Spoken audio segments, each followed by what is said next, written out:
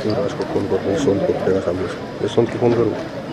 या कुंदेन्दु तुषार हार धवला, या शुभ्र वस्त्रावृता, या वीणा वरदंड मंडित करा, या श्वेत पद्मासना, या ब्रह्माच्युत शंकर प्रभृतिभिर्देव्य सदा वंदिता, सा मां पातु सरस्वती भगवती निशेष जाड्या पहा। हे माँ सरस्वती, आप चंद्रमा, हीम और मोतियों के हार के समान उज्जवल हैं, श्वेत वस्त्रों से आच्छादित हैं, हाथों में वीणा धारण किए हैं और श्वेत कमल पर विराजमान हैं। ब्रह्मा, विष्णु और महेश द्वारा जिनका नित्य वंदन होता है। हे भगवती सरस्वती, हमारा कल्याण करें, हमें अज्ञान से मुक्त करें, हमारा मार्गदर्शन करें।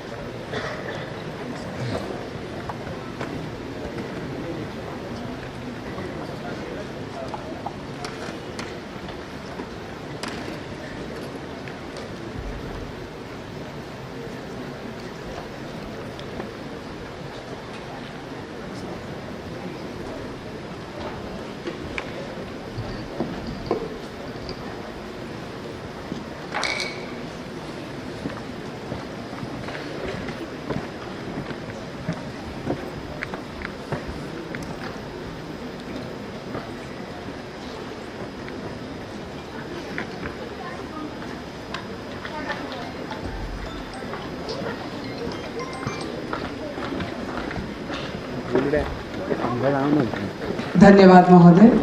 महात्मा गांधी केंद्रीय विश्वविद्यालय का कुलदीप बिहार की समृद्ध संस्कृति और इस भूमि की गौरवशाली परंपरा का उत्सव।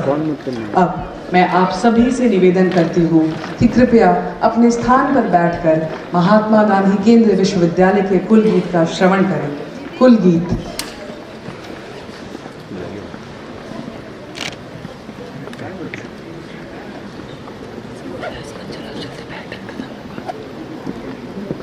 ऐसे ही खींचो ना, अब मैंने फ्लैश मैनुअल सेट कर, मैनुअल सेट कर ले, मैनुअली पे। बस कुछ ही समय में आप इस विश्वविद्यालय का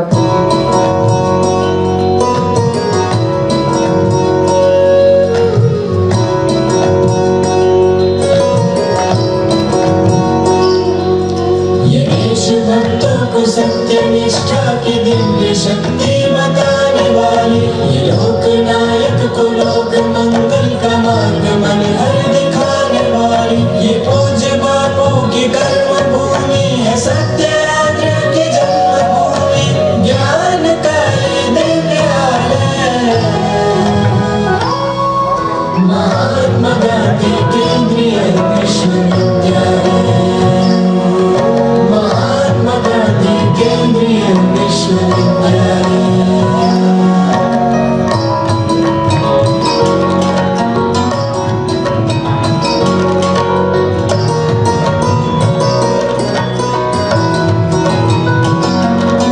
जहाँ स्थिति उस दया से सदैव मानक प्रबुद्ध निकले, दिया है भाषा को जिसने दिखकर, जहाँ की माटी से बुद्ध निकले, ये वाल्मीकि की कर्म भूमि है, जगती माता की जन्मभूमि, ज्ञान का ये विद्यालय। महात्मा गांधी केंद्रीय विश्वविद्यालय, महात्मा गांधी केंद्रीय विश्वविद्यालय।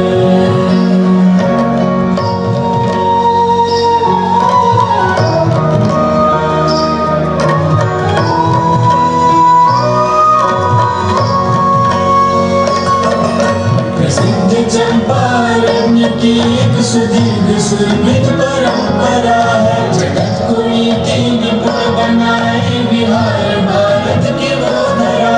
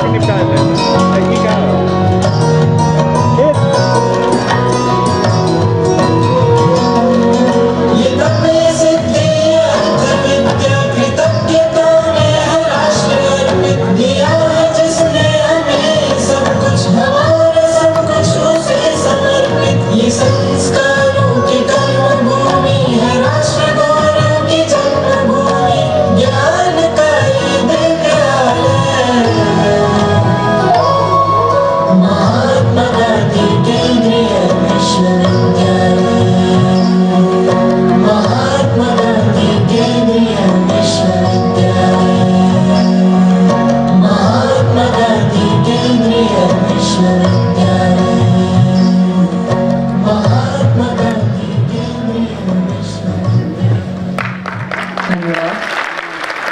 सिद्ध गुरुओं की कर्मभूमि बिहार मोतिहारी महात्मा गांधी केंद्रीय विश्वविद्यालय और यहाँ पधारे सभी आदरणीय जो मंचासीन हैं, समय आ चुका है कि हम उनका स्वागत करें, अभिनंदन करें। तो मैं माननीय कुलपति महोदय प्रोफेसर संजय श्रीवास्तव जी से अनुरोध करूंगी कि वे पूर्वी चंपारण के माननीय सांसद श्री राधा मोहन सिंह जी का अभिनंदन करें, स्वागत करें।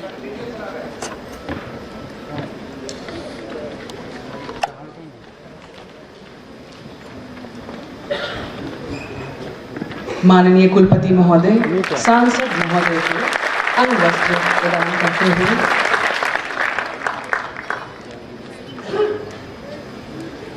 पादप,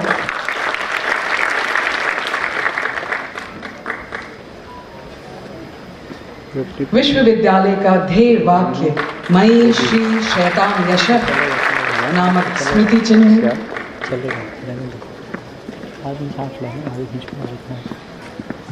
और माँ सरस्वती की शिल्पकृति।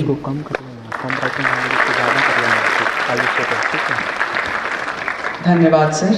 माननीय कुलपति महोदय से पुनः आग्रह कि वे हमारे मुख्य अतिथि श्री सतीश चंद्र दुबे जी का अभिनंदन करें।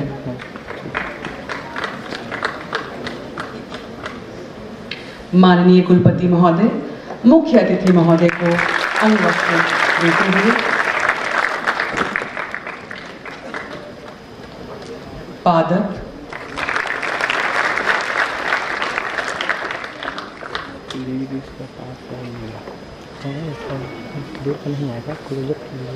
स्मृति चिन्ह,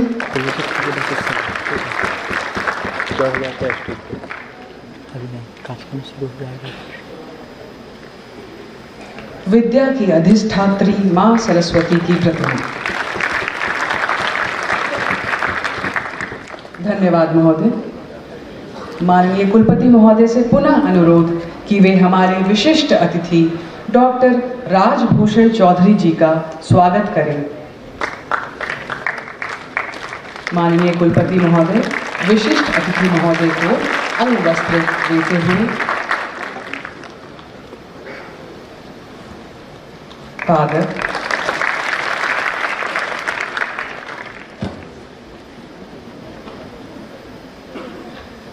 निरंतर यश और शक्ति की कामना करता हुआ विश्वविद्यालय का ध्येय वाक्य स्मृति चिन्ह,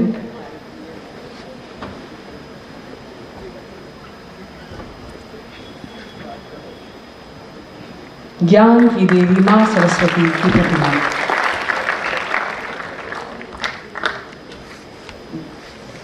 धन्यवाद माननीय कुलपति महोदय से एक बार पुनः आग्रह कि वे हमारे विशिष्ट अतिथि दक्षिण बिहार केंद्रीय विश्वविद्यालय के माननीय कुलपति प्रोफेसर कामेश्वर नाथ सिंह जी का स्वागत करें।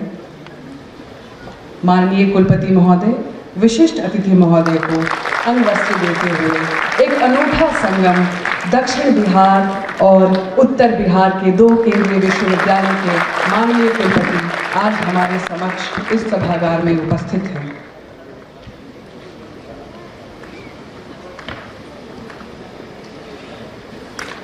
विश्वविद्यालय का स्मृति चिन्ह मयि श्री शैतान यशः,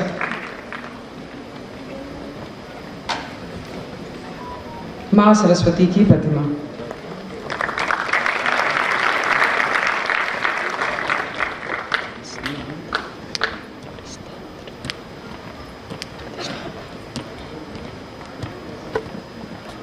धन्यवाद महोदय। अब मैं दीक्षारंभ समारोह के समग्र समन्वयक समिति के अध्यक्ष प्रोफेसर प्रसून सिंह जी से आग्रह करूंगी कि वे हमारे माननीय कुलपति महोदय का स्वागत करें, अभिनंदन करें।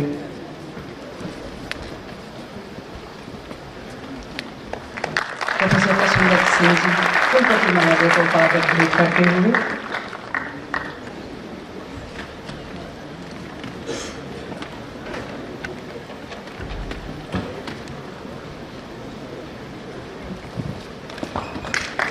मधुपटी पेंटिंग से सजी एक अंगवस्त्र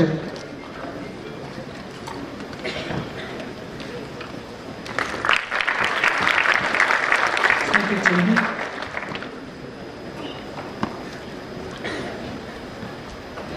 अंधकार को दूर करने वाली मां सरस्वती की प्रतिमा।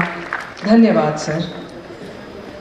अब मैं वाणिज्य एवं प्रबंधन विज्ञान संकाय के अधिष्ठाता प्रोफेसर शिरीष मिश्रा जी से विनम्र अनुरोध करती हूँ कि वे दीक्षारंभ समारोह के समग्र समन्वयक समिति के अध्यक्ष एवं कुलानुशासक प्रोफेसर प्रसूनदत्त सिंह जी का स्वागत करें।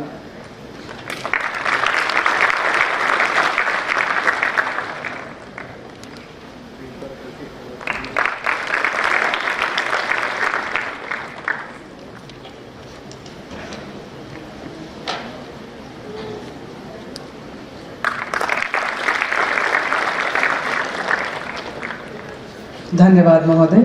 अब मैं doctor Umesh Patra, English department assistant professor से आग्रह करती हूँ कि वो हमारे कुल सचिव श्री सच्चिदानंद सिंह जी का स्वागत करें।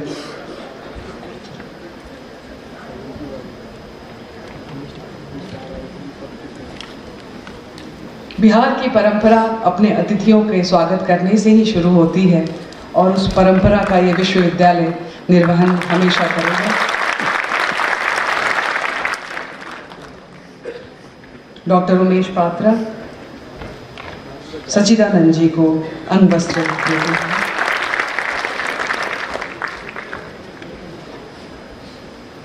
विश्वविद्यालय का स्मृति चिन्ह,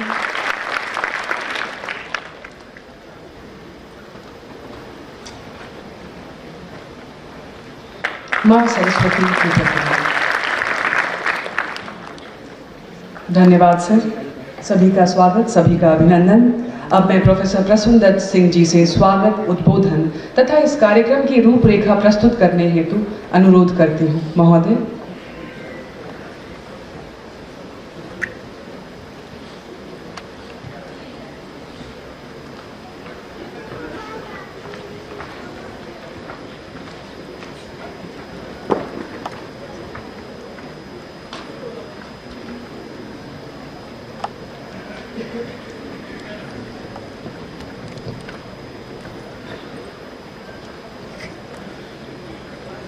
अशतो मा सद्गमय तमसो मा ज्योतिर्गमय मृत्युर्मा अमृतम गमय। महात्मा गांधी केंद्रीय विश्वविद्यालय मोतिहारी के इस दीक्षारंभ समारोह में आप सभी का स्वागत है। आप सभी का बहुत बहुत अभिनंदन है। भारतीय परंपरा में हम केवल पुष्प, वस्त्र आदि से अपने इष्ट का स्वागत करके संतुष्ट नहीं होते हैं, इसलिए वाचिक स्वागत और अभिनंदन की आवश्यकता प्रतीत होती है। कदाचित इसी कारण से गोस्वामी तुलसीदास जी ने रामचरितमानस के आरंभ में ही लिखा, मंगलानाम च कर्तारौ वंदे वाणी विनायकौ। इस क्रम में मैं सबसे पहले अपने विश्वविद्यालय के माननीय कुलपति, हम सबके मार्गदर्शक, श्रेष्ठ नेतृत्वकर्ता और अपने प्रशासकीय कौशल से इस विश्वविद्यालय को एक नई गति, एक नई ऊंचाई प्रदान करने वाले माननीय प्रोफेसर संजय श्रीवास्तव जी का सबसे पहले मैं स्वागत करता हूं, अभिनंदन करता हूं। सर, आपके मार्गदर्शन में ये विश्वविद्यालय नित्य नई ऊंचाइयों को छू रहा है। हम नए संकल्पों के साथ आगे बढ़ रहे हैं। सर, आपका बारंबार स्वागत है, आपका बारंबार अभिनंदन। हमारे बीच मंच पर विशिष्ट अतिथि के रूप में विराजमान हैं पूर्वी चंपारण के लोकप्रिय, सर्वप्रिय, सर्वप्रतिष्ठित माननीय सांसद श्री राधा मोहन सिंह जी। आप भारत सरकार में कृषि एवं किसान कल्याण मंत्री रह चुके हैं। आपने सदैव किसानों, ग्रामीणों और वंचितों की आवाज़ को संसद तक पहुंचाने का काम किया है। आपके इस योगदान को देखते हुए न केवल बिहार, अभी तो पूरा भारतवर्ष आप पर गर्व करता है।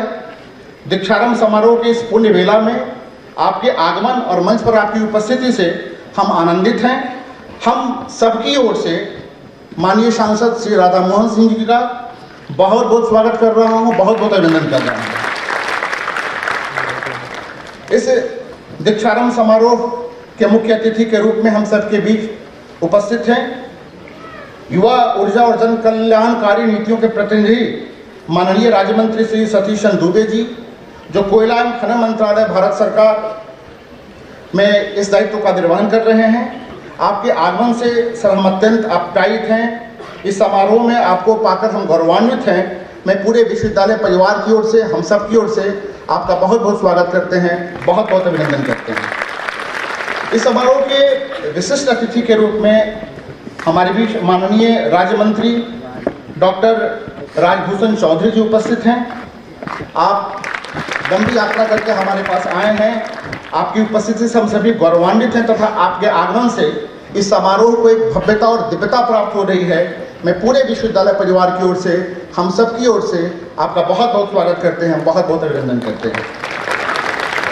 आज एक अद्भुत संयोग है कि इस बिहार के 2 केंद्रीय विश्वविद्यालय के कुलपति एक साथ इस मंच पे विराजमान हैं और दोनों ही अपने शैक्षणिक और प्रशासकीय कौशल से दोनों विश्वविद्यालयों को एक अच्छी ऊंचाई, एक अच्छा गौरव प्रदान करने का काम किए हैं। मैं दक्षिण बिहार केंद्रीय विश्वविद्यालय के माननीय कुलपति प्रोफेसर के.एन. सिंह जी की उपस्थिति को प्रणाम करते हुए आपका बारंबार अभिनंदन करते हैं, आपका स्वागत करते हैं। मैं स्वागत करता हूं महात्मा गांधी केंद्रीय विश्वविद्यालय के सभी संघाध्यक्षों का, सभी विभागाध्यक्षों का, सभी सम्मानित शिक्षकों का और समाज के सभी वर्गों के प्रबुद्ध जन, जो हमारे समाज सेवी गण हैं, जनप्रतिनिधिगण हैं। मैं सबका समेकित स्वर में स्वागत करता हूं। आप सबके प्रति इस सभागार में उपस्थित होने के लिए कृतज्ञता के भाव प्रसून अर्पित करता हूं। आप सबका बहुत बहुत स्वागत है। और सबसे विशेष रूप से जो हमारे मीडिया के कर्मी यहाँ उपस्थित हैं, जो विश्वविद्यालय के सभी समाचारों को जन जन तक बहुत सकारात्मक तरीके से पहुंचाने का काम करते हैं, आपकी भूमिका की सराहना करते हुए आपकी उपस्थिति यहाँ पे जो है, इसके लिए मैं आप सबका अभिनंदन करते हैं, बहुत बहुत स्वागत करते हैं। विशेष रूप से जो हमारे विश्वविद्यालय के नव प्रवेशित छात्र हैं, और मैं ये मानता हूँ कि वो केवल भारत के कर्णधार नहीं बल्कि विश्व के प्रेरणा प्रदीप बनेंगे। ऐसे हमारे सभी विद्यार्थी मित्र जो आज दीक्षारंभ कार्यक्रम में उपस्थित हो रहे हैं, मैं आप सबका अभिनंदन करता हूं, आपका स्वागत करता हूं। और महात्मा गांधी केंद्रीय विश्वविद्यालय के सदस्य बनने के लिए आप महात्मा गांधी केंद्रीय विश्वविद्यालय के विद्यार्थी के रूप में यहाँ पे उपस्थित हुए हैं। मैं आप सबको बधाई भी देता हूँ। ये मित्रों, छात्र मित्रों, विशेष रूप से आप जानते हैं कि यह जो समय है, यह उन संकल्पों को लेने का है कि शिक्षा का उद्देश्य केवल आपके अपने जीवन में कुछ पढ़ लिख कर नौकरी प्राप्त कर लेना, कुछ प्राप्त कर लेना नहीं होता है।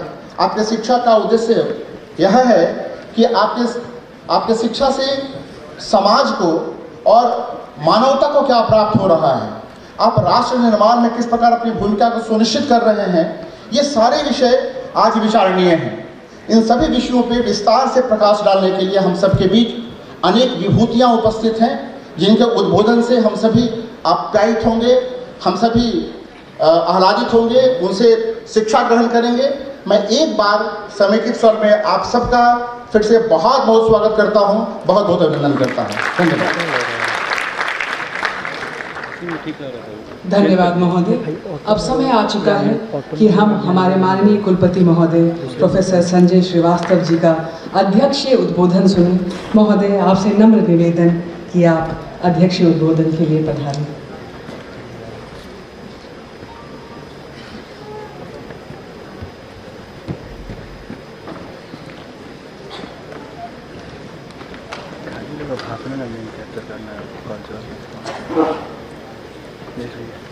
आज के हमारे मुख्य अतिथि भारत सरकार के कोयला एवं खान राज्य मंत्री माननीय श्री सतीश चंद्र दुबे जी, आज के हमारे सम्मानित अतिथि पूर्वी चंपारण के लोकप्रिय सांसद सह पूर्व कैबिनेट मंत्री श्री राधा मोहन सिंह जी, हमारे वरीय अतिथि जल शक्ति राज्य मंत्री माननीय डॉक्टर राजभूषण जी, आज के कार्यक्रम के विशिष्ट अतिथि दक्षिण बिहार केंद्रीय विश्वविद्यालय के माननीय कुलपति प्रोफेसर के.एन. सिंह जी, विश्वविद्यालय के मुख्य कुलानुशासक और विश्वविद्यालय के कुल सचिव श्री सच्चिदानंद जी, विश्वविद्यालय के यशस्वी शिक्षकगण, कुशल प्रशासनिक अधिकारीगण, कर्मठ गैर शैक्षणिक कर्मचारीगण, सभी मेधावी छात्रगण, सभा में उपस्थित सभी सम्मानित श्रोतागण, विभिन्न दायित्वों का निर्वहन कर रहे अधिकारीगण, सभी सम्मानित जनप्रतिनिधिगण तथा प्रेस एवं मीडिया के सभी साथी बंधुओं, आप सभी का मैं इस दीक्षारंभ समारोह में हृदयपूर्वक स्वागत करता हूं। आज का यह कार्यक्रम जिनके प्रति समर्पित है, हमारे इस विश्वविद्यालय परिवार के नवीन सदस्य के रूप में सम्मिलित आप सभी नवागत छात्र छात्राओं का मैं हृदय से विशेष स्वागत एवं अभिनंदन करता हूं। प्रिय विद्यार्थियों, आप सभी ने अपने उच्च अध्ययन और भविष्य की संभावनाओं को आगे बढ़ाने के लिए इस विश्वविद्यालय को चुना है। यह आपके जीवन का एक नया अध्याय है, जिससे आप न केवल शैक्षणिक ज्ञान अर्जित करेंगे बल्कि अपने व्यक्तित्व और बहुआयामी विकास भी करेंगे। विश्व का सामाजिक, आर्थिक और राजनीतिक परिदृश्य बड़ी तेजी से बदल रहा है। भारत एक उभरती हुई शक्ति है। ऐसे में गुणवत्तापूर्ण शिक्षा, शोध और नवाचार की भूमिका और भी अधिक महत्वपूर्ण हो जाती है। आज भारत निरंतर प्रगति की राह पर अग्रसर है। हमारी अर्थव्यवस्था विश्व की प्रमुख अर्थव्यवस्थाओं में शुमार हो चुकी है और आने वाले वर्षों में वैश्विक स्तर पर अग्रणी बनने की क्षमता रखती है। इस परिवर्तनशील दौर में आप जैसे युवा शोधार्थी और छात्र ही वह शक्ति हैं जो राष्ट्र को ज्ञान, विज्ञान और संस्कृति की नई ऊंचाइयों तक ले जा सकते हैं। प्रिय विद्यार्थियों, आपके दीक्षारंभ के इस पावन अवसर पर मैं आज आपको एक अनमोल खजाने की याद दिलाता हूं, जो आपके पास है और जो इस दुनिया का सबसे महत्वपूर्ण खजाना है। वो है समय। समय एक ऐसा संसाधन है जिसे आप एक बार खो दें तो वह कभी लौट कर नहीं आता। इसे व्यर्थ न गंवाएं, बल्कि हर पल बुद्धिमानी के साथ इसका सदुपयोग करें। इस विश्वविद्यालय का नाम जिन महात्मा के नाम से जुड़ा है, जिनके संघर्षों से ये चंपारण की भूमि भली भांति परिचित है, आज मैं आपको उन महात्मा का स्मरण कराना चाहता हूँ। महात्मा गांधी केवल स्वतंत्रता संग्राम के महानायक ही नहीं, बल्कि समाज और शिक्षा के भी महान संरक्षक थे। उन्होंने केवल चंपारण में सत्याग्रह ही नहीं शुरू किया, बल्कि उनके और कस्तूरबा गांधी जी के प्रयासों से यहाँ अनेक विद्यालयों की स्थापना हुई, क्योंकि वे जानते थे कि शिक्षा के बिना स्वतंत्रता संपूर्ण नहीं हो सकती। महात्मा गांधी केंद्रीय विश्वविद्यालय गांधी जी के सत्याग्रह को 21वीं सदी में जीवित रखता है। महात्मा गांधी ने भारत और विदेश में वकालत की पढ़ाई की, वह भी अनेक भेदभाव और कठिनाइयों का सामना करते हुए। केवल गांधी जी ही नहीं, हमारे संविधान के प्रणेता बाबा साहब अम्बेडकर जी ने कोलंबिया विश्वविद्यालय से उच्च शिक्षा प्राप्त की और स्वतंत्रता संग्राम के नेता और समाजवादी विचारक राम मनोहर लोहिया जी ने डॉक्टरेट की उपाधि अर्जित की। सुभाष चंद्र बोस जी ने उस समय ICS की परीक्षा में को उत्तीर्ण किया। इन वीरों के जीवन चरित्र से हमें यह शिक्षा मिलती है कि यदि हमें राष्ट्र के लिए कुछ करना है तो सबसे पहले हमें अपने आप को सुशिक्षित करना होगा। वर्ष 2020 में आई राष्ट्रीय शिक्षा नीति एक ऐसा दस्तावेज है जो कि भारत को शिक्षा जगत की महाशक्ति के रूप में स्थापित करेगा। महात्मा गांधी केंद्रीय विश्वविद्यालय राष्ट्रीय शिक्षा नीति 2020 की अनुशंसाओं जैसे NHEQF और NCRF पर विश्वविद्यालय के शिक्षकगण गंभीरता से कार्य कर रहे हैं और शीघ्र ही इसकी अधिकांश अनुशंसाओं को विश्वविद्यालय में लागू कर दिया जाएगा। प्रिय विद्यार्थियों, आप ऐसे युग में जी रहे हैं जहां जानकारी का अभाव अब किसी के लिए बहाना नहीं हो सकता। वह समय बीत चुका है जब विद्यार्थियों को ज्ञान प्राप्त करने के लिए दूर दराज के पुस्तकालयों में जाना पड़ता था या दुर्लभ पुस्तकों पर निर्भर रहना पड़ता था। आज हम आर्टिफिशियल इंटेलिजेंस के युग में हैं। आपके हाथ में मौजूद स्मार्टफोन उन उपकरणों से भी कहीं अधिक शक्तिशाली है जिनका प्रयोग आज से 30 वर्ष पहले विश्व की सर्वश्रेष्ठ प्रयोगशालाओं में वैज्ञानिक करते थे। आवश्यक यह है कि आप अपने युग की आत्मा को पहचानें और स्वयं को उसके अनुरूप ढालें। यह आपके ऊपर है कि आप इन डिजिटल साधनों को केवल समय नष्ट करने का माध्यम बनाते हैं या इन्हीं के सहारे ज्ञान अर्जन करके आगे बढ़ते हैं। महात्मा गांधी केंद्रीय विश्वविद्यालय में स्थित अटल बिहारी वाजपेयी पुस्तकालय में आपको वन नेशन वन सब्सक्रिप्शन योजना के अंतर्गत विश्व स्तरीय शोध संसाधनों तक पहुंच उपलब्ध है। आप यहां से स्कोपस और वेब साइंस जैसी सुप्रसिद्ध डेटाबेस की शोध सामग्री प्राप्त कर सकते हैं। साथ ही आपसे यह अपेक्षा की जाती है कि आप वहां उपलब्ध सभी पुस्तकों और डिजिटल संसाधनों का पूर्णतः लाभ उठाएं। मुझे यह कहते हुए प्रसन्नता हो रही है कि आप में से किसी को भी अब विश्वविद्यालय में एप्लीकेशन फॉर्म जमा करने के लिए ना तो डाकघर की कतारों में खड़ा होना पड़ेगा और ना ही एडमिशन फीस जमा करने के लिए बैंकों की लंबी लाइनों में प्रतीक्षा करनी पड़ेगी। ना ही अपनी मेरिट लिस्ट देखने के लिए आपको विश्वविद्यालय के नोटिस बोर्ड तक आना पड़ेगा। यह सभी प्रक्रिया ई समर्थ पोर्टल के माध्यम से ऑनलाइन पूरी की गई है। इसी प्रकार आने वाले वर्षों में भी आप अपने fee payment, course selection, result display तथा अन्य शैक्षणिक गतिविधियां समर्थ पोर्टल के माध्यम से ही सहज रूप से प्राप्त कर पाएंगे। इस संदर्भ में विश्वविद्यालय ने समर्थ स्टूडेंट यूजर गाइड भी प्रकाशित की है, जिसका के माध्यम से आप इस सुविधा का उपयोग कर पाएंगे। मुझे विश्वास है कि आप इसका सर्वोत्तम उपयोग करेंगे और इसके माध्यम से शैक्षणिक गतिविधियों में और अधिक सहज और प्रभावी रहेंगे। हमें यह बताते हुए गर्व हो रहा है कि हमारे छात्र राष्ट्रीय और अंतर्राष्ट्रीय मंचों पर अपनी प्रतिभा का निरंतर प्रदर्शन कर रहे हैं। हाल ही में यूजीसी नेट के जुलाई के सत्र में 57 छात्रों की सफलता ने विश्वविद्यालय की शैक्षणिक गुणवत्ता को प्रमाणित किया है। आपके अनेक सीनियर्स आज देश के विभिन्न विद्यालयों में शिक्षक, महाविद्यालय में अध्यापक, लाइब्रेरियन, समाचार चैनलों में न्यूज़ एंकर, संपादक, बैंक मैनेजर तथा देश विदेश की कई प्रतिष्ठित निजी और सरकारी संस्थाओं में महत्वपूर्ण पदों पर कार्य कर रहे हैं। मुझे पूरा भरोसा है कि उनसे प्रेरणा लेकर आप अपने अध्ययन के समय में देश के प्रतियोगी परीक्षाओं में उत्कृष्ट प्रदर्शन करेंगे और दीक्षांत के बाद आप राष्ट्र के निर्माण में सक्रिय भूमिका निभाएंगे।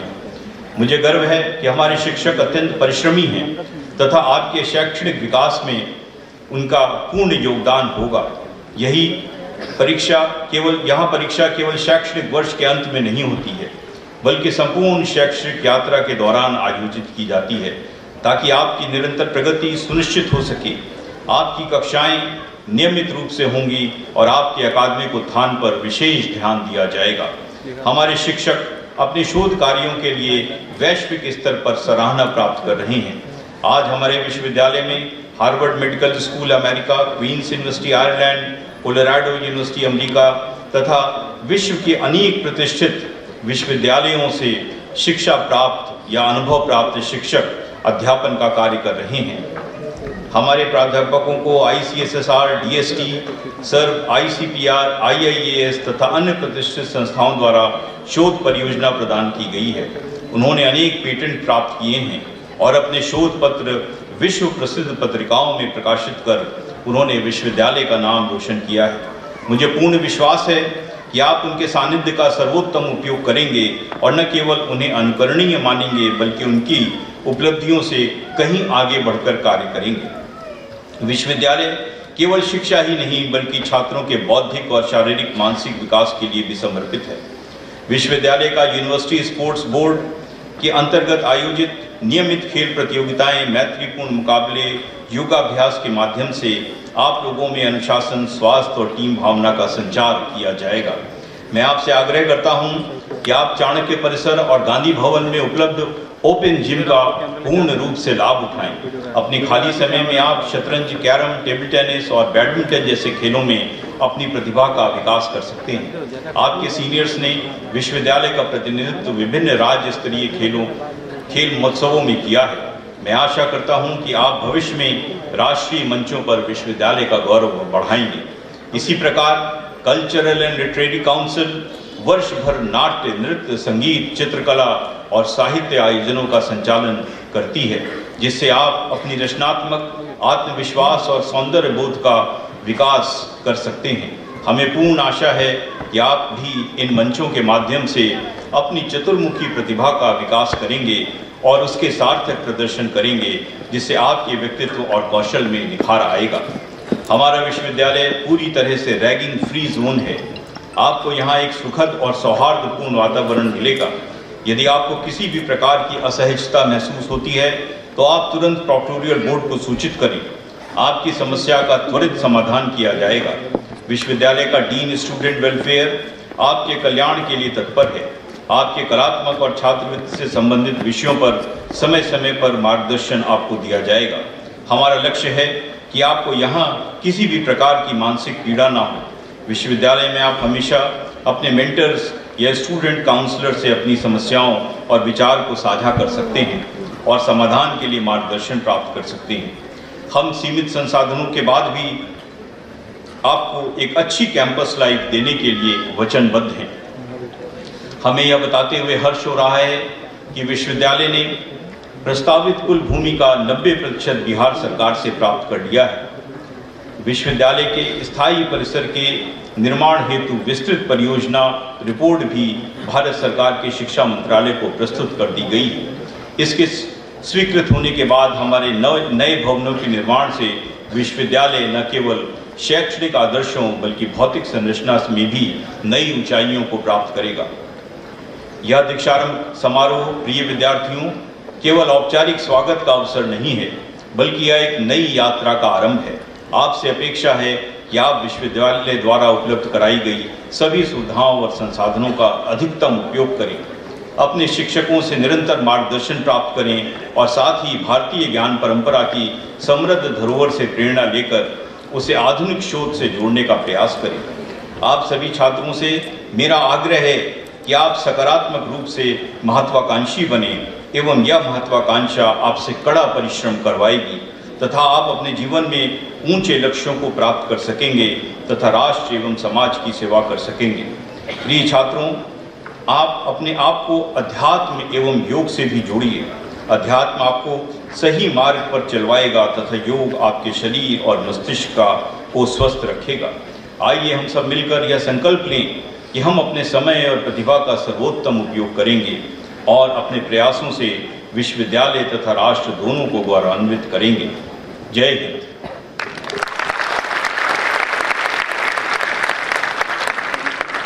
धन्यवाद महोदय। आपके उद्बोधन ने न केवल हमें मार्गदर्शन प्रदान किया है, बल्कि विश्वविद्यालय की उस ऊंचाई को भी रेखांकित किया है जहां हम आपके नेतृत्व में पहुंचे हैं।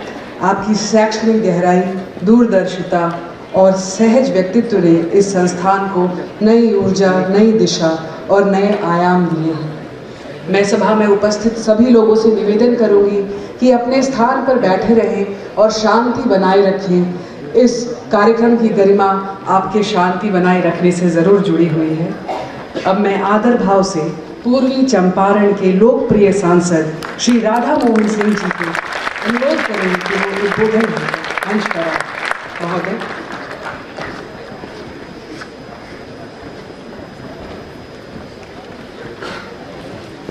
मंच पर उपस्थित महात्मा गांधी केंद्रीय विश्वविद्यालय के सम्माननीय कुलपति, इस कार्यक्रम के अध्यक्ष श्री संजय श्रीवास्तव जी, इस कार्यक्रम के मुख्य अतिथि कोयला एवं खनन मंत्रालय भारत सरकार के राज्य मंत्री श्री सतीश चंद्र दुबे जी, इस कार्यक्रम में विशिष्ट अतिथि माननीय राज्य मंत्री डॉक्टर राजभूषण चौधरी जी, दक्षिण बिहार केंद्रीय विश्वविद्यालय गया के माननीय कुलपति प्रोफेसर केएन सिंह जी, इस दीक्षांत समारोह की समग्र समन्वय समिति के अध्यक्ष विश्वविद्यालय के कुलानुशासक प्रोफेसर प्रसून दत्त जी, मंच पर बैठे सम्माननीय श्री सच्चिदानंद सिंह जी, ओएसडी प्रशासन, सभागार में उपस्थित शिक्षक, अभिभावक, विद्यार्थी एवं सभी महानुभाव, महात्मा गांधी केंद्रीय विश्वविद्यालय द्वारा आयोजित इस दीक्षांत कार्यक्रम में उपस्थित होकर मुझे अत्यंत गर्व और हर्ष की अनुभूति हो रही है। यह अवसर मेरे लिए सम्मान का विषय है कि मैं भविष्य के उन 9 प्रभातों के बीच उपस्थित हो जो आने वाले कल के भारत को नई ऊंचाइयों तक ले जाने वाले हैं, मैं उनका अभिनंदन करता हूँ। जिसको मैं अपनी बात शुरू करूँ उसके पहले चूँकि नए विद्यार्थी हैं उनको भी बताना चाहूँगा, और हमारे जो शहर के लोग हैं उनको वही ध्यान में नहीं होगा क्योंकि बात बहुत पुरानी है। बिहार में 2005 में जब हमारी सरकार बनी तो मैं पार्टी का अध्यक्ष बना था और नीतीश जी मुख्यमंत्री बने थे, और जिला स्कूल के मैदान में एक कार्यक्रम था, मुझे वो वर्ष याद नहीं। सुशील मोदी जी उप मुख्यमंत्री थे, प्रमोद जी विधायक उस समय बने थे। प्रमोद जी ने अपने भाषण में स्वागत किया और उस समय 20 साल पुरानी बात होगी, 25 साल पुरानी बात होगी, मांग कर दिया कि मोतिहारी में महात्मा गांधी जी के नाम पर एक विश्वविद्यालय हो। और मैं मंच पर इन पर बिगड़ पड़ा कि आप अनर्गल बात करते हैं, आप ऐसी बात करते। उस समय ये सपना का विषय था कि जो सपनों में आदमी नहीं सोच सकता है, मैं बहुत बिगड़ गया।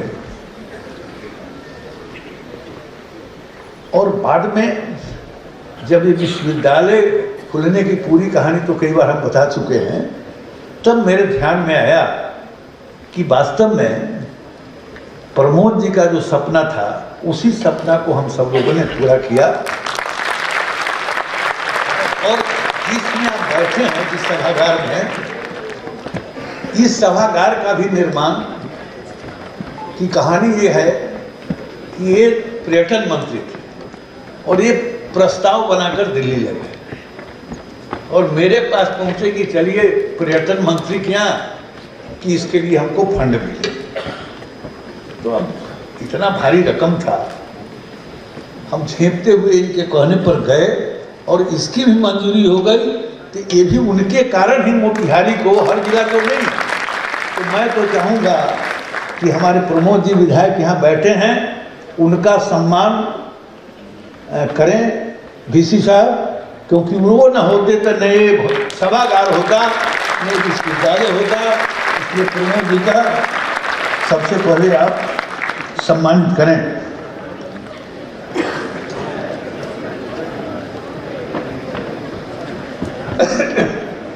क्लाइमेक्स आ गया भैया।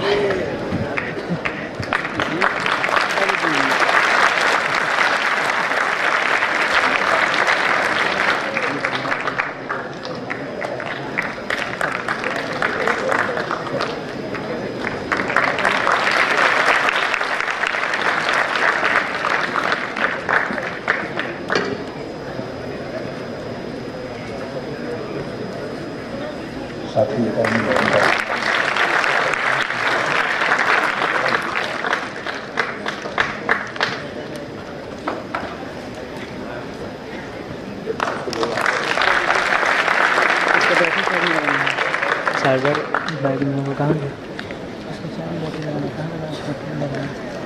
बैग सब कहाँ लगा सर? बैग इधर में होगा, बोले इधर। प्रिय विद्यार्थियों, दीक्षारंभ केवल एक कार्यक्रम नहीं है, यह आपकी नई यात्रा को उद्घोष है।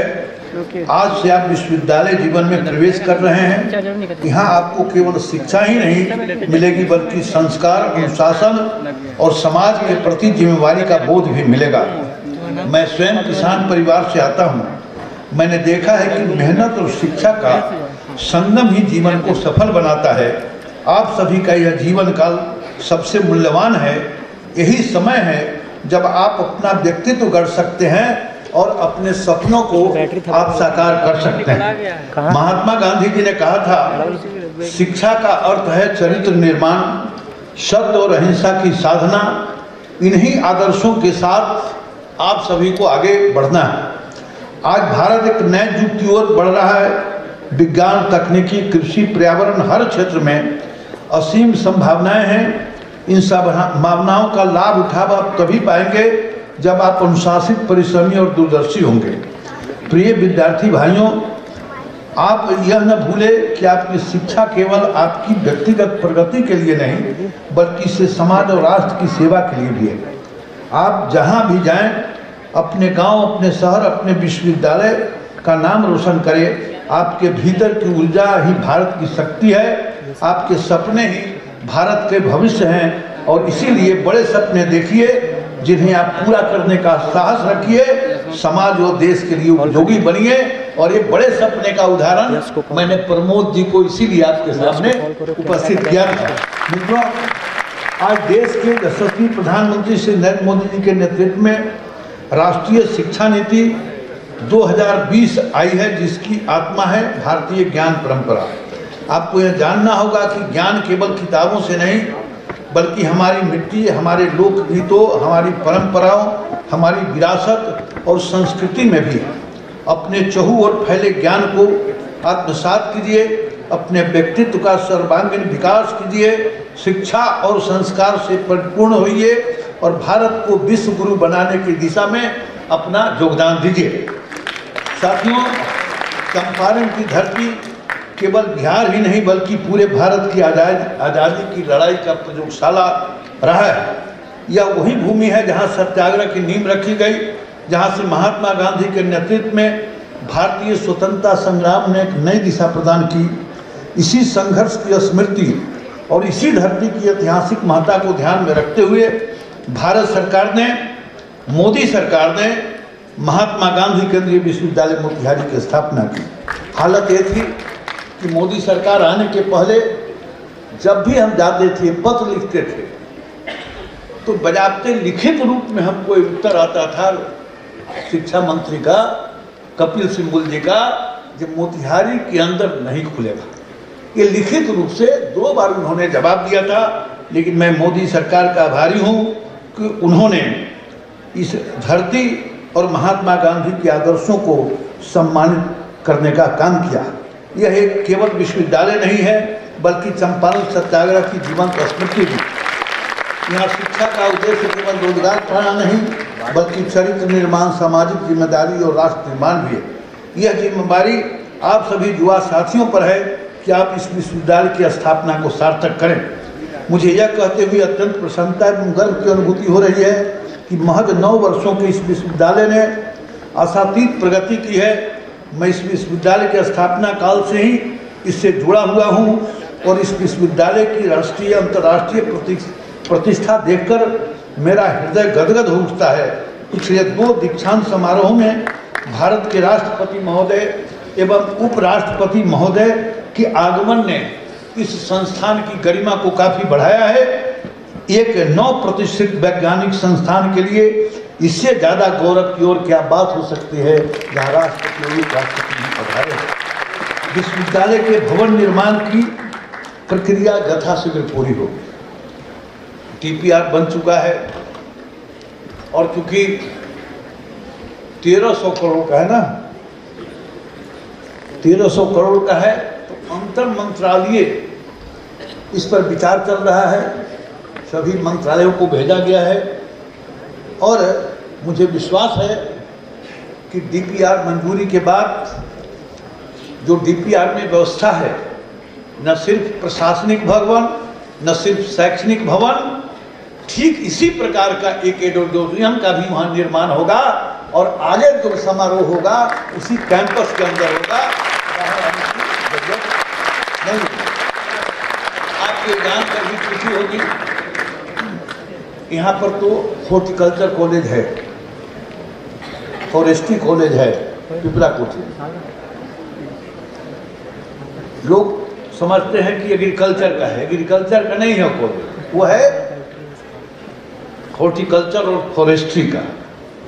और हम सब सौभाग्यशाली हैं कि DPR की मंजूरी होगी, यहाँ विश्वविद्यालय का निर्माण शुरू होगा तो इस कैंपस में एग्रीकल्चर कॉलेज भी खुलेगा और फिशरी कॉलेज भी खुलेगा और लॉ कॉलेज भी खुलेगा। ये 3 कॉलेज और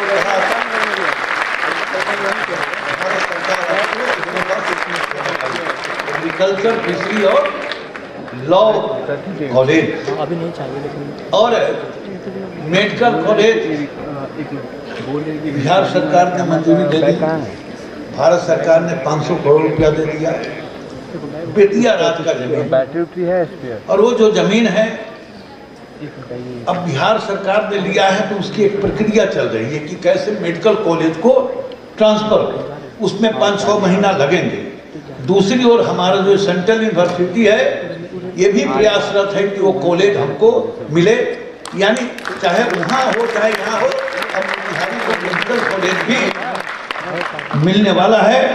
सरकार और प्रशासन दिन रात इस दिशा में कार्यरत है, लेकिन एक शैक्षणिक संस्थान की अपनी पूंजी उसके शिक्षक और छात्र होते हैं। महात्मा गांधी केंद्रीय विश्वविद्यालय अपने शिक्षकों और छात्रों की अद्वितीय मेधा से प्रकाशमान है, और यह विश्वविद्यालय निश्चित रूप से उच्च शिक्षा के क्षेत्र में मील का पत्थर साबित होगा। प्रिय नौजवान साथियों, यह बिहार की धरती संघर्ष और ज्ञान की धरती है। इसी धरती ने गांधी जी को महात्मा गांधी बनाया। इसी चंपारण की मिट्टी से उठी वह चिंगारी जिसने पूरे स्वतंत्रता संग्राम को आग में बदल दिया। इसी धरती ने भारत को पहला राष्ट्रपति राजेंद्र प्रसाद एवं जयप्रकाश नारायण जैसा क्रांतिकारी दिया। न जाने कितने सिविल सर्वेंट बिहार से निकलकर भारतवर्ष के विभिन्न राज्यों में अपनी सेवाएं दे रहे हैं। आप सभी को बिहार की इस गौरवशाली परंपरा को आगे ले जाना है एवं न सिर्फ अपने परिवार का, अपने राज्य या विश्वविद्यालय का, अपितु पूरे भारत का नाम रोशन करना है। और प्रधानमंत्री मोदी का जो विकसित भारत का सपना है उसको पूर्ण करने का एक सफल औजार भी आपको बनना है, एक हम उम्मीद करते हैं। प्रिय विद्यार्थियों, मुझे आपसे यही आश्वासन चाहिए कि आप चंपारण की संघर्ष गाथा को नहीं भूलेंगे। आप गांधी के सत्य और अहिंसा के मार्ग पर चलेंगे। आप शिक्षा को केवल अपने लिए नहीं बल्कि समाज और राष्ट्र के लिए उपयोगी बनाएंगे, और आप महात्मा गांधी केंद्रीय विश्वविद्यालय की गरिमा को अपने कर्म, अपने चरित्र और अपनी सफलता से ऊंचा उठाएंगे। आप भाग्यशाली हैं कि आप उस विश्वविद्यालय का हिस्सा है जिसका नाम महात्मा गांधी से जुड़ा हुआ है और जो चंपारण की पावन धरती पर स्थापित है। आपका हर कदम इस संघर्ष की विरासत और इस विश्वविद्यालय की गरिमा को आगे बढ़ाएगा। यही दीक्षारंभ का संदेश है और यही चंपारण की विरासत भी है। इन्हीं शब्दों के साथ आप सबके उज्जवल भविष्य की कामना करते हुए एक निमंत्रण देना चाहूंगा कि देश के अंदर मोदी सरकार आने के बाद खेल के प्रति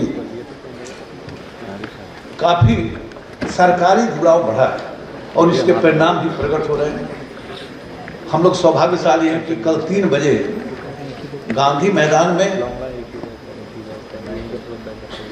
1 सितंबर से 2 अक्टूबर तक सांसद खेल महोत्सव शुरू होने वाला है, जिसका उद्घाटन कल 3 बजे गांधी मैदान में।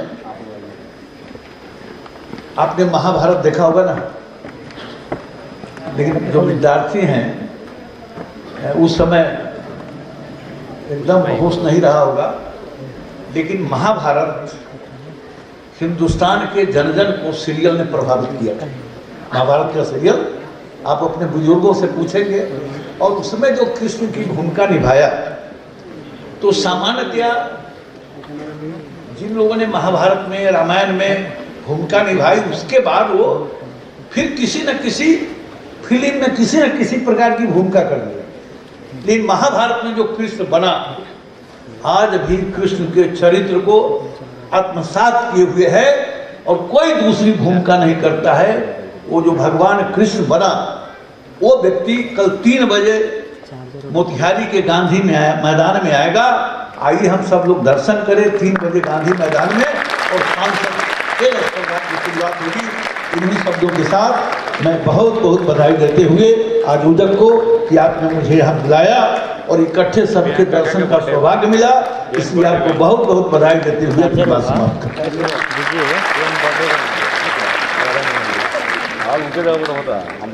धन्यवाद महोदय। विश्वविद्यालय परिवार आपकी इस अभिभावक भूमिका का हृदय से आभारी रहेगा, और हम आशा करते हैं कि भविष्य में भी हमें आपका सानिध्य और मार्गदर्शन प्रदान होगा। मुझे याद है जब मैं 2016 में विश्वविद्यालय में आई थी पहली बार नौकरी करने के लिए, तो हमने ये ज़रूर सुना था कि मोतिहारी में ऐसे कई सारे जनप्रतिनिधि हैं जिनका कि आज हमें पहली बार साक्षात्कार हुआ, और कई बार हम पहले भी मिल चुके हैं। माननीय प्रमोद जी और ऐसे कई सारे जनप्रतिनिधि जिन्होंने एक कल्पना की, और जिस कल्पना का परिणाम आज ये विश्वविद्यालय हमारे समक्ष है। विश्वविद्यालय परिवार आप सभी का धन्यवाद करता है, आप सभी का स्वागत करता है। अब मैं हमारे विशिष्ट अतिथि जल शक्ति मंत्रालय भारत सरकार के माननीय राज्य मंत्री डॉक्टर राजभूषण चौधरी जी से आग्रह करती हूँ कि वे हमें अपनी ओजस्विनी वाणी से लाभान्वित करें। महोदय।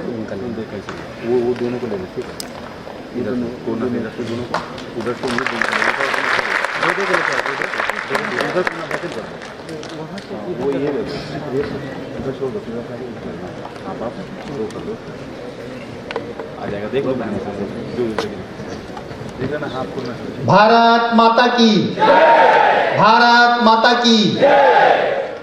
आज महात्मा गांधी केंद्रीय विश्वविद्यालय के दीक्षारंभ समारोह की अध्यक्षता कर रहे विश्वविद्यालय के माननीय कुलपति प्रोफेसर संजय श्रीवास्तव जी, इस कार्यक्रम में मुख्य अतिथि की भूमिका में भारत सरकार के कोयला एवं खान मंत्रालय के राज्य मंत्री बड़े भाई सतीश चंद्र दुबे जी, मंचासीन पूर्वी चंपारण के लोकप्रिय सांसद और हम सबों के अभिभावक, इस सभा के विशिष्ट अतिथि भारत सरकार के पूर्व कृषि मंत्री माननीय श्री राधा मोहन सिंह जी इस कार्यक्रम में उपस्थित हैं। केंद्रीय बिहार विश्वविद्यालय के माननीय कुलपति श्रीमान कामेश्वर नाथ सिंह जी, इस दीक्षांत समारोह की समग्र समन्वय समिति की अध्यक्षता कर रहे और विश्वविद्यालय के मुख्य कुलानुशासक प्रोफेसर प्रसून दत्त जी, इस कार्यक्रम में उपस्थित बिहार सरकार के सम्मानित पूर्व मंत्री प्रमोद बाबू, यहाँ उपस्थित हमारे शिक्षकगण, अभिभावकगण और इस ऐतिहासिक समारोह में उपस्थित हमारे सभी आगंतुकगण, हमारे मीडिया के साथी, मैं डॉक्टर राजभूषण चौधरी निषाद आप सबों को नमस्कार करता हूँ, प्रणाम करता हूँ। आज के इस कार्यक्रम के मंच का बहुत अच्छा से संचालन कर रही हमारी मैडम डॉक्टर श्वेता जी। आज हम सब बिहार के इस पावन धरती पर सेंट्रल यूनिवर्सिटी में जिनका नामांकन हुआ है, जिनका एडमिशन हुआ है, उनका स्वागत करते हैं। और बिहार, जैसा कि हम सब जानते हैं कि ज्ञान की धरती रही है और हमारे इतिहास में शिक्षा और ज्ञान का जो गौरव रहा है उससे हम प्रेरित होकर के, और ये वही धरती है जिसने राजकुमार गौतम को भगवान गौतम बुद्ध बनाया। और इतिहास में सबसे बड़ी खासियत ये है कि बिहार में हमारी मातृशक्ति का बहुत योगदान रहा है शिक्षा के क्षेत्र में। अगर हम प्राचीन काल की बात करें तो मैत्री और गार्गी उस समय विदुषी हुआ करती थी, जिन्होंने शिक्षा के महत्व को समझा था। और जिस समय महिलाओं की शिक्षा पर काफ़ी प्रतिबंध था, उस समय गार्गी और मैत्री ने बहुत कम उम्र में वैदिक शास्त्रों में गहरी रुचि दिखाई और दर्शन शास्त्र के क्षेत्र में वो पारंगत थी। अगर हम बीच के कालखंड की बात करें, रामायण काल के बाद, तो जैसा कि मैंने बताया कि राजकुमार गौतम को जब ज्ञान प्राप्त हुआ तो बोधि वृक्ष के नज़दीक वो तपस्या में लीन थे और वहाँ से महिलाएं एक गीत गाते हुए जा रही थी कि बीना की तार को इतना जोर से नहीं कसिए कि वो टूट जाए और इतना भी ढीला मत छोड़ दीजिए कि उसे आवाज़ ही नहीं निकले। तो बुद्ध को ज्ञान प्राप्त हुआ और वो भगवान बुद्ध बन गए। साथियों, चाणक्य को भी बहुत सारा रणनीति यहाँ की हमारी मातृशक्ति से प्राप्त हुआ। एक बार चाणक्य जिस समय चंद्रगुप्त को उन्होंने बताया कि कैसे नंद वंश पर अटैक करना है, तो बीच बीच में जाकर कहीं से अटैक कर देते थे और हार जाते थे। एक दिन एक घर के पीछे वो छुप करके देख रहे थे कि यहाँ क्या गतिविधि हो रहा है। तो एक माँ अपने बच्चे को खिचड़ी खिला रही थी, प्लेट में खिचड़ी था और बच्चा बीच में हाथ डाल दिया। तो माँ एक चमाटा मारी बच्चे को और बोली कि तुम चंद्रगुप्त और चाणक्य के जैसे हो कि बीच में जाकर के हाथ डालते हो। खिचड़ी अगर गर्म खिचड़ी खाना है तो साइड से थोड़ा थोड़ा करके खाओ। तो चाणक्य को लगा कि अब हमको धनानंद पर अगर अटैक करना है तो हमको पेरिफेरल एरिया से अटैक करना चाहिए। तो ये ज्ञान प्राप्त हुआ और आप सब जानते हैं कि चाणक्य ने धनानंद के साम्राज्य को ख़त्म किया और मौर्य वंश के मौर्य साम्राज्य का स्थापना किया। ये बिहार वही धरती है जहाँ नालंदा यूनिवर्सिटी बना था। 5वीं शताब्दी में गुप्ता साम्राज्य में, गुप्ता डायनेस्टी में कुमार गुप्त प्रथम के नेतृत्व में ये यूनिवर्सिटी बना था, जहाँ 10,000 स्टूडेंट रहते थे और रह करके बोर्डिंग स्कूल में रह करके वो पढ़ते थे और उनको पढ़ाने के लिए 2,000 टीचर की व्यवस्था थी। तो उस समय का एक बहुत बड़ा यूनिवर्सिटी था, जहाँ सिलेक्शन के लिए वहाँ के जो चौकीदार होते थे, जो गार्ड होते थे, वही इंटरव्यू लेते थे और उसमें जिसका सिलेक्शन होता था तो उनका एडमिशन होता था। तो कितना वैभवशाली रहा होगा वो नालंदा यूनिवर्सिटी। नालंदा यूनिवर्सिटी का जो इतना गौरव था कि देश विदेश से, जैसे आज कैम्ब्रिज और ऑक्सफोर्ड यूनिवर्सिटी में लोग पढ़ने जाते हैं, तो उस तरह से नालंदा यूनिवर्सिटी में लोग विदेशों से, ऑस्ट्रेलिया से, चाइना से, जो पड़ोसी जितने देश हैं उससे पढ़ने आते थे। उस संदर्भ में ह्वेनसांग का नाम सब आप लोगों ने सुना होगा। और नालंदा यूनिवर्सिटी का जो डिस्ट्रॉय किया गया, जला दिया, उस समय खिलजी नाम का एक अतिताई राक्षस हुआ करता था। वो एक बार बीमार पड़ा और बीमार पड़ने के बाद बहुत सारे हकीमों से दिखाया, इलाज कराया नीम हकीम से, लेकिन वो ठीक नहीं हो पाया। तो किसी ने बताया कि आप नालंदा यूनिवर्सिटी में एक औषधि के हेड प्रोफेसर हैं, उनसे आप दिखवाइए। तो राहुल भट्ट नाम के, पंडित राहुल भट्ट नाम के मेडिसिन के ज्ञाता थे, उनको बुलाया गया। लेकिन ये जो राजा था उसका शर्त ये था कि हम आपका मेडिसिन नहीं खाएं, मॉडर्न मेडिसिन नहीं खाएंगे और काफिरों के द्वारा बनाया हुआ दवा का हम प्रयोग नहीं करेंगे। तो फिर लेकिन ठीक आपको करना है, नहीं ठीक करेंगे तो आपका गर्दन काट दिया जाएगा। तो राहुल भट्ट जी ने समय मांगा और उनको एक कुरान भेंट किया। बोला इस कुरान का इतना पन्ना रोज पढ़ना है। और जैसे जैसे वो कुरान पढ़ते गए वो ठीक हो गया। तब पूछा कि आप कैसे ठीक किए? तो उन्होंने बताया कि हम कुरान के पन्ना पर मेडिसिन का लेप लगा दिए थे और कुरान पढ़ने के दरमियान में जब आप हाथ से थूक लगा करके पन्ना पलटते हैं तो ये मेडिसिन आपके जीभ में कांटेक्ट हुआ और आप ठीक हो गए। तो इतना समृद्ध उस समय का मेडिसिन रहा था। ये बिहार की धरती, ये महान धरती पर आपका एडमिशन हुआ है, निश्चित रूप से आप भाग्यशाली हैं।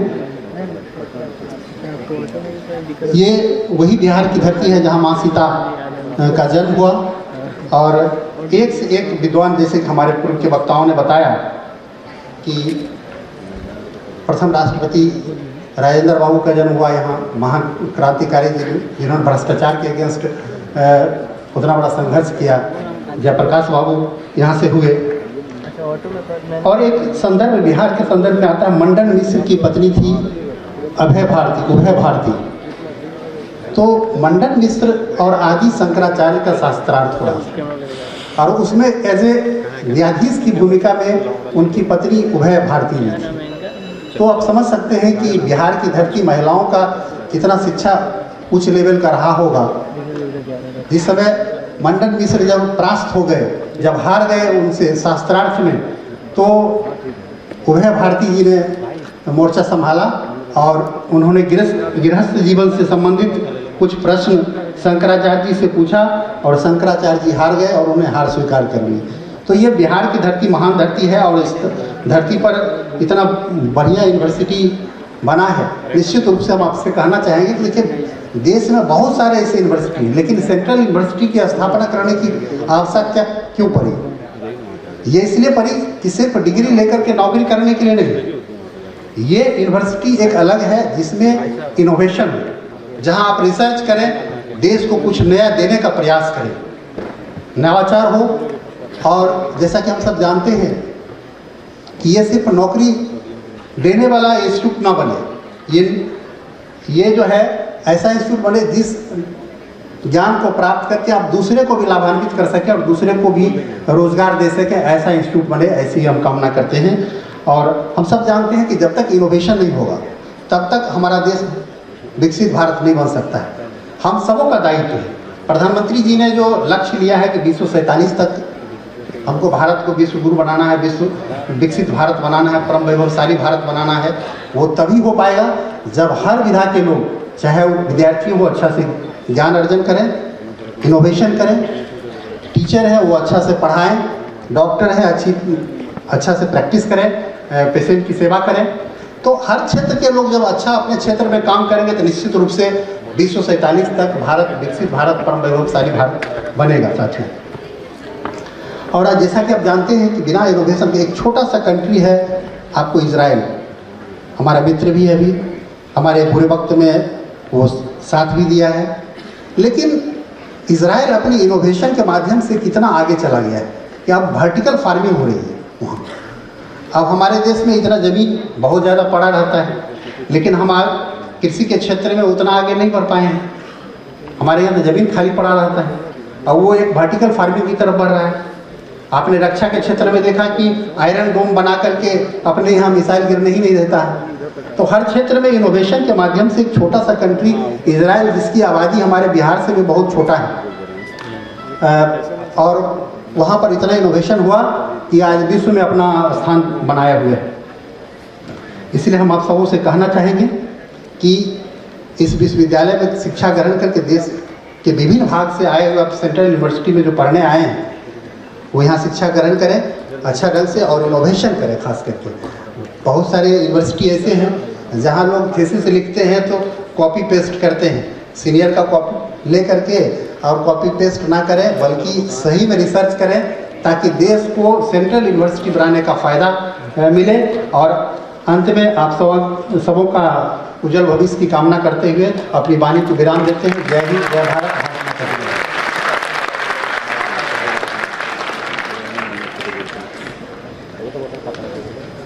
धन्यवाद महोदय। आपके विचार हमें यह ज़रूर याद दिलाते हैं कि संकल्प और दूरदृष्टि से सब कुछ संभव है। विश्वविद्यालय निरंतर इंडियन नॉलेज सिस्टम इनोवेशन को लेकर के तत्पर है।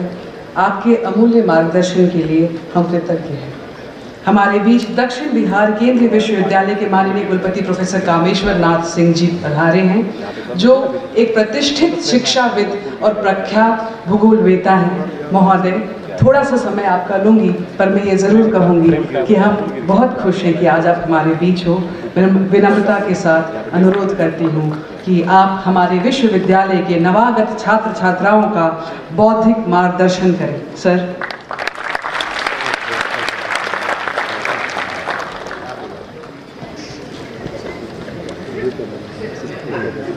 महात्मा गांधी केंद्रीय विश्वविद्यालय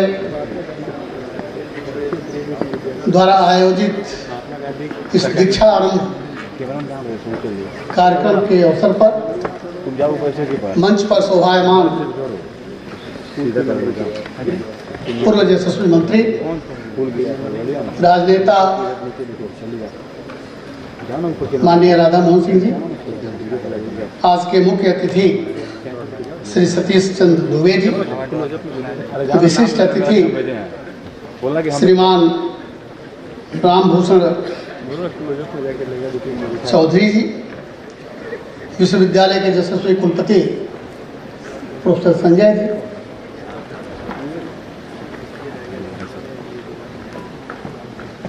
प्रसून दत्त जी और सच्चिदानंद जी OSD, हमारे सामने अग्नि पंक्ति में बैठे हुए जनप्रतिनिधिगण, मीडिया से जुड़े हुए लोग, विश्वविद्यालय के विभिन्न संकायों के शिक्षकगण, और जो हमारे सामने बैठे हुए नवागत छात्र हैं जो आज दीक्षारंभ में भाग ले रहे हैं 18 से 22 वर्ष के बीच के, जो देश के भविष्य हैं, ऐसे मेरे प्यारे छात्र एवं छात्राएं, मैं माननीय संजय जी को साधुवाद देता हूँ। माननीय संजय जी को साधुवाद इसलिए दे रहा हूँ कि इतना बढ़िया मंच का समन्वय उन्होंने बनाया है आज, जिस मंच पर प्लानर्स और पॉलिसी मेकर्स, शिक्षाविद, प्रशासनिक अधिकारी, जन सामान्य के लोग और जो हमारे स्टेक होल्डर्स हैं, शिक्षक और शिक्षार्थी, सभी आज एक मंच पर हैं नवागत छात्रों का अभिनंदन करने के लिए, उनको शुभकामनाएं देने के लिए, उनको अपना आशीर्वाद देने के लिए, उनका मार्ग प्रशस्त करने के लिए। मैं संजय जी को ढेर सारी शुभकामनाएं देता हूँ और इसके लिए बधाई देता हूँ।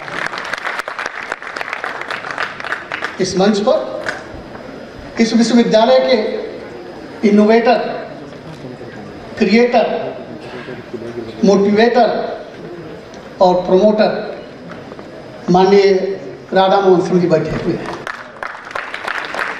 इनके साथ जितनी भी विशेषताएं लगा दीजिए वो कम पड़ेगी। मेरे पास उतने शब्द नहीं है, मैं साहित्य का विद्यार्थी नहीं हूँ, लेकिन मैं इनके प्रयासों की सराहना करता हूँ। कदाचित किंचित प्रदेशों को छोड़कर के कोई भी ऐसा प्रदेश नहीं है जहाँ पर 2-2 केंद्रीय विश्वविद्यालय। मैं इसके लिए इनको साधुवाद देता हूँ। इनके प्रयास से, इनके इनोवेटिव आइडियाज से, इनके संघर्षों से, इनके सतत प्रयास से यह विश्वविद्यालय यहाँ स्थापित हुआ और निरंतर आगे बढ़ रहा है। मुझे नहीं मालूम कि 52 यूनिवर्सिटीज़ हैं, सेंट्रल यूनिवर्सिटीज़, किसी भी विश्वविद्यालय का DPR 1300 करोड़ का बना है, लेकिन इस विश्वविद्यालय को 1300 करोड़ का DPR बना है। मैं इसके प्रयास के लिए साधुवाद देता हूँ। भारत सरकार के केंद्रीय मंत्रालय को, शिक्षा मंत्रालय को साधुवाद देता हूँ। मान्यवर, मैं अपने दीक्षांत में भाग ले रहे छात्रों से बात करना चाहता हूँ। आज दीक्षांत है, एक दिन ऐसा होगा जब दीक्षांत होगा। दीक्षारंभ हो रहा है आज और एक दीक्षांत होगा। इस दीक्षांत और दीक्षारंभ के बीच में कैसे रहना है, क्या करना है, ये सारी विशेषताएं आज माननीय संजय जी ने अपने वक्तव्य में दे दिया है। मैं अपने नवागत छात्रों से कहना चाहूँगा कि देश की ताकत देश की धरती के संसाधनों में नहीं है, देश की ताकत ये युवा संसाधन में है, सबसे बड़ा साधन। और जितना ही यह सशक्त होगा, सक्षम होगा, दक्ष होगा, कुशल होगा, हम भारत सरकार के यशस्वी प्रधानमंत्री जी का जो 2047 का विकास, विकसित भारत का लक्ष्य होगा, उसको पूरा कर लेंगे। मेरा अटूट विश्वास है कि आज दीक्षारंभ के अवसर पर जो हमारे नवागत छात्र हैं एक संकल्प लेंगे। संकल्प इस बात का कि ठीक है, दीक्षारंभ के बाद जब दीक्षांत होगा उसके बाद अपने अपने क्षेत्र में जाएंगे, तो एक संकल्प लेकर के जाएंगे कि अपनी शिक्षा, दीक्षा, कुशलता, दक्षता का उपयोग केवल अपने लिए नहीं, केवल अपने परिवार के हित में नहीं, बल्कि समाज और राष्ट्र के हित में करना है। यह संकल्प लेकर के जाएंगे, ऐसा मेरा अटूट विश्वास है। मेरे प्यारे छात्रों, शिक्षा में बहुत बड़ी ताकत है और शिक्षा की ताकत ने ही मुझे उस पिछली पंक्ति से उठा करके इस मंच पर बैठाया है।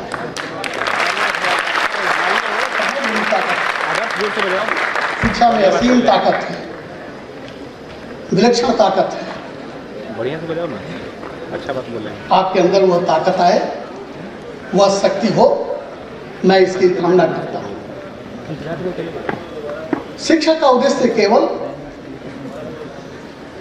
तथ्यों को निगलना और उगलना नहीं है कि जितना रट लिया और उसको उगल दिया, कॉपी में लिख दिया, नंबर पा लिया, डिग्री पा लिया, शिक्षा का उद्देश्य कदापि नहीं है।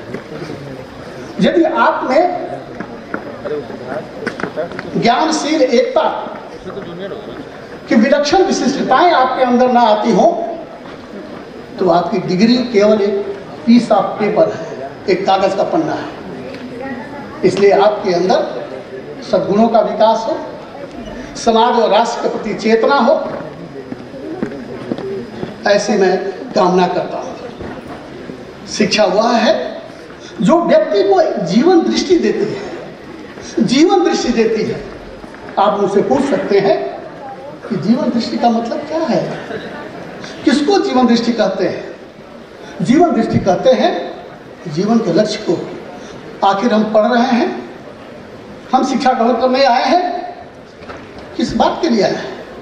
हम इसके माध्यम से पाना क्या चाहते हैं? एक जीवन दृष्टि लाना, जब कि मुझे क्या करना है, किस लिए पढ़ना है। शिक्षा की सार्थकता, शिक्षा का औचित्य, शिक्षा की प्रासंगिकता इसी में है कि व्यक्ति को या छात्र को एक जीवन दृष्टि दे सके, और उस जीवन दृष्टि के अनुरूप छात्र अपना एक मिशन तय कर सके, और मिशन के अनुरूप एक एक्शन प्लान तैयार कर सके। यदि हम इसको देने में समर्थ हैं, तो इस शिक्षा की सार्थकता है। मैं कहूँगा कि आप अपना एक जीवन दृष्टि रखिए। जीना बिना जीवन दृष्टि के जीने का कोई मतलब नहीं है। आखिर पढ़ना तो किस बात के लिए? शिक्षा ग्रहण करना किस बात के लिए?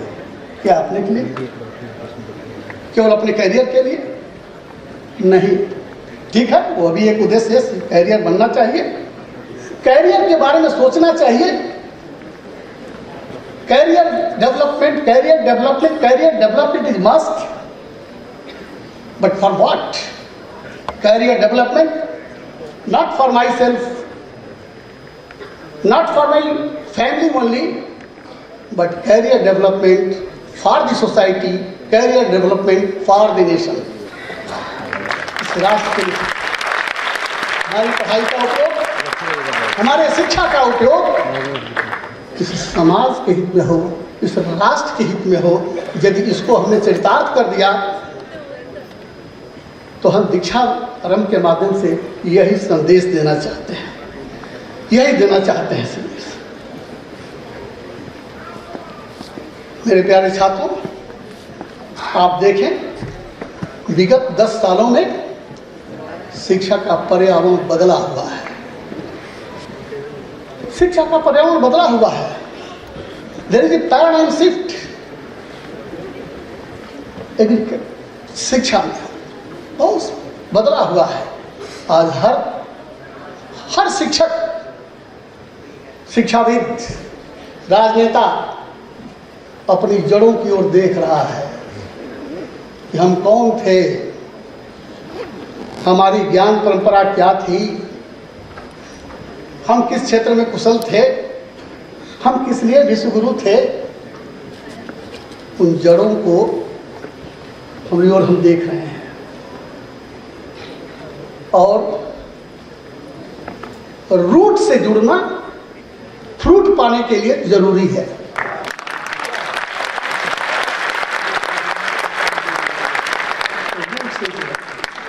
भारतीय ज्ञान परंपरा आज ये सामान्य माहौल है। कल तक बात नहीं करता था कोई संकोच में, कोई शिक्षाविद किसी मंच पर भारतीय ज्ञान परंपरा की बात बड़े संकोच से करता था कि कहीं मैं इंफीरियर न बना मान लिया जाए, कहीं मैं पिछड़ा हुआ न मान लिया जाए। लेकिन आज मैं गर्व के साथ कह सकता हूं कि हर शिक्षाविद आज राष्ट्रीय मंच से लेकर के अंतर्राष्ट्रीय मंच तक इंडियन नॉलेज सिस्टम की बात कर रहा है। यह हमारी नेशनल एजुकेशन पॉलिसी 2020 की एक बहुत बड़ी सफलता है। मुझे प्रसन्नता है। मैं तो 20वीं शताब्दी का पढ़ा हुआ हूं, और 20वीं शताब्दी में ये चुनौतियां नहीं थी, और न 20वीं शताब्दी में इस प्रकार की कोई पॉलिसी लाती है। लेकिन मैं साधुवाद देना चाहूँगा भारत सरकार को जिसने NEP 2020 का 29 जुलाई 2020 को शुभारंभ किया और अभी 29 जुलाई को हम लोगों ने 5वीं वर्षगांठ दिल्ली के प्रगति मैदान में ही मनाया। अब हम शिक्षा को भारतीयता से जोड़ रहे हैं, इस शिक्षा का भारतीयकरण होना चाहिए, और हम उस दृष्टि पर सोचने लगे हैं। यह जो नेशनल एजुकेशन पॉलिसी 2020 तैयार की गई है वह 21वीं शताब्दी की समस्याओं के समाधान के लिए की गई है। 21वीं शताब्दी में जो हमारे सामने समस्याएं उत्पन्न हो रही हैं उनका समाधान उसमें छिपा हुआ है। आप भाग्यशाली हो, आप सभी भाग्यशाली हो कि आपके समय में वर्तमान सरकार ने NEP 2020 का प्राविधान लाया है और सभी विश्वविद्यालय ने इसको अपना लिया है। बिहार सरकार इसमें पीछे नहीं है, इसको अपना लिया है। मेरा अटूट विश्वास है कि जो आप उद्देश्य लेकर के आए हैं, जिस भावना को लेकर के आए हैं, कुछ बनने के लिए आए हैं, ताकि माता पिता की एक बहुत बड़ी चाहत है कि मेरा बेटा यहाँ पर गया है, 4 वर्षों तक रहेगा, एक अच्छा नागरिक बनकर निकलेगा, वह सोच के निकला है। मनुष्य शिक्षा का परिदृश्य थोड़ा पिछले वर्षों में विकृत भी हुआ है। केवल इसको प्रोफेशनलिज्म से जोड़ दिया गया कि नौकरी पा जाए, रोजगार पा जाए, वही। मैं तो 20वीं शताब्दी का पढ़ा हूँ, हो सकता है कि मेरी बात हास्यास्पद भी लगे। मैं स्कूल में जब जाता था तो हम लोगों के सामने एक प्रार्थना होती थी। उस प्रार्थना में यह नहीं था कि हे भगवान मुझको बहुत बड़ा पैकेज दे दो। हम कहते थे हाथ जोड़ करके, युवा शक्ति हमें दो दया निधे, कर्तव्य मार्ग पर डट जाएं, पर सेवा परोपकार में हम जगजीवन सफल बना जाएं। कभी हमारे मन में यह शब्दार्थ या भावार्थ नहीं आया कि मुझको पैकेज की नौकरी करनी है, मुझे नौकरी पानी है। ये भाव कभी नहीं आया। यही आया उस समय, बाद में जब विश्लेषण हुआ उस समय कुछ समझ में नहीं आता था, लेकिन आज मैं उस प्रार्थना का अर्थ लगाता हूँ तो उसमें आता है कि हे भगवान मुझको आदर्श व्यक्ति बनाओ, अच्छा व्यक्ति बनाओ, जिससे मैं समाज और राष्ट्र के काम में आ सकूँ। और किसी देश के निर्माण की ताकत भी वही है। व्यक्ति निर्माण के माध्यम से समाज निर्माण, और व्यक्ति निर्माण और समाज निर्माण के माध्यम से राष्ट्र का निर्माण, राष्ट्र का उत्कर्ष, यही शिक्षा का उद्देश्य है। और यदि हमने अपने को उसमें लगा दिया तो यही आप सामने बैठे हुए तरुणाई से हमारी अपेक्षा है। और यदि इसकी उपेक्षा होती है तो उतनी ही चोट हमको लगती है। आज यही उद्देश्य है, मान कर लेकर चलना है। मैं भूगोल का विद्यार्थी हूँ और भूगोल में स्पेट नामक एक विद्वान हुआ, उसने एक पुस्तक लिखी भारत पर। और भारत के संसाधनों को देख करके और यहाँ के लोगों की स्थिति को देख करके जब पुस्तक का प्रीफेस लिखता है तो लिखता है कि एक beggar sitting on the golden stool, सोने के स्टूल पर बैठकर भिक्षावृत्ति करता हुआ एक भिखारी, जिसको मालूम नहीं है कि इस धरती पर बैठा हुआ है, इस धरती के अंदर क्या करना है। और उसी बात को एक ट्रेसी नामक भूगोल व्यक्ता हुआ उसने लिखता है Asia's it's land and people नामक पुस्तक में। इस भारत के बारे में लिखता है तो भारत नहीं लिखता है, इंडिया भी नहीं लिखता है, बल्कि लिखता है रिच कंट्री पुअर पीपुल, धनी देश निर्धन निवासी। आप इस पर अन्वेषण करेंगे, इस पर चिंतन करेंगे, आखिर ऐसा क्यों है? सारी संसाधनता के बावजूद हम क्यों पिछड़े हुए हैं? आज जरूरत है, अमेरिका जैसे देश जो विकसित होने का दम भरता है, भारत के जमीर को चुनौती दिया है।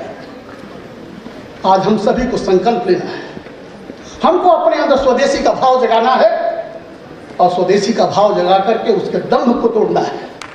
आज संकल्प लेना है। हम अपनी शिक्षा का उपयोग, हम अपनी दक्षता का उपयोग, हम अपनी कुशलता का उपयोग यदि इस हित में कर सके, इस दिशा में कर सकें, तो यही इस दीक्षात्मक का उद्देश्य है। हम यही पाना चाहते हैं। आइए आज संकल्प ले कि हम अपनी पढ़ाई लिखाई का उपयोग समाज हित में और राष्ट्र हित में करेंगे। देखिए, दुनिया में जो केवल अपने लिए जीता है, अपने परिवार के लिए जीता है, दुनिया उसको भुला देती है। और महापुरुषों का इतिहास पढ़िए, दुनिया उसी को याद करती है जो देश और समाज के लिए जीता है। जो अपने लिए और अपने परिवार के लिए जीता है, दुनिया उसको भुला देती है। दुनिया उसी को याद रखती है जो देश और समाज के लिए जीता है। आइए आज संकल्प लें कि हम परिश्रम से पढ़ेंगे। माननीय मंत्री जी ने कहा, राधा मोहन सिंह जी ने, सपने देखने की बात बहुत अच्छी बात है। सपने देखना चाहिए, जरूर देखना चाहिए। और आप भी देखिए, हर व्यक्ति को सपना देखना चाहिए। लेकिन मैं अपने नवागत छात्रों से एक बात कहना चाहूँगा कि सपने सोते हुए मत देखिए। कलाम साहब का उक्ति याद होगी आपको। कलाम साहब करते थे कि सपने वे नहीं होते जो सोने के बाद देखे जाते हैं या सोते समय देखे जाते हैं, बल्कि सपने वे होते हैं जो व्यक्ति को सोने नहीं देते हैं। देखिए सपने, अच्छे सपने देखिए। मेरा अटूट विश्वास है कि जिस प्रकार की व्यवस्था माननीय संजय जी ने बनाया है और एक एक करके सारी व्यवस्थाओं का उल्लेख किया है, जो रचनात्मक उनका दृष्टिकोण है, जो उनका शिल्पी दृष्टिकोण है, आपको निश्चित रूप से एक आदर्श नागरिक का रूप देगा। मेरा अटूट विश्वास है। और यहाँ से जब दीक्षांत होगा तो लेकर के जाएंगे। देखिए, जो पीजी में आया होगा वो 2 साल रहेगा, जो यूजी में आएगा 4 साल रहेगा। यह समय बीतते देर नहीं लगेगी। लेकिन मेरे प्यारे छात्रों, मैं बता दूं कि एक एक क्षण महत्वपूर्ण है। अभी तो मन कहीं अटके नहीं, मन कहीं भटके नहीं, मन कहीं रुके नहीं, मन कहीं टूटे नहीं। केवल एक ही लक्ष्य रखो, मेरा कैरियर, मेरा कैरियर, मेरा कैरियर। और भगवान करे, मेरी शुभकामनाएं हैं आपका कैरियर बहुत अच्छा हो। तो बस एक ही बात याद रखना कि मेरे कैरियर का उपयोग इस समाज के भी हित में हो, इस राष्ट्र के हित में भी हो। इन सभी बातों के साथ, क्योंकि बोलने का समय नहीं है, जिस मंच पर इतने बड़े बड़े लोग बैठे हुए हों, मैं जानता हूं कि कितने महत्वपूर्ण लोग हैं जिनका एक एक मिनट बहुमूल्य है। बड़ी जिम्मेदारियां हैं। न समय लेते हुए संजय जी को इसके लिए साधुवाद देते, बुलाने के लिए, मुझे बुलाने के लिए साधुवाद देते हुए, और इतना धैर्य से मैं देखता हूँ कितने अच्छे बच्चे हैं यहाँ पर। शायद इस प्रकार के बच्चे होते हैं।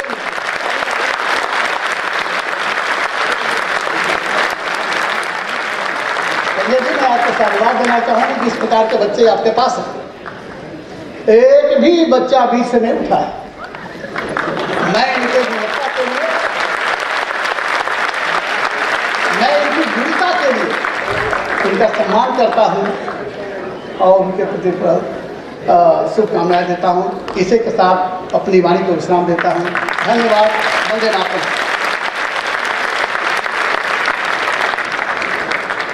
धन्यवाद महोदय।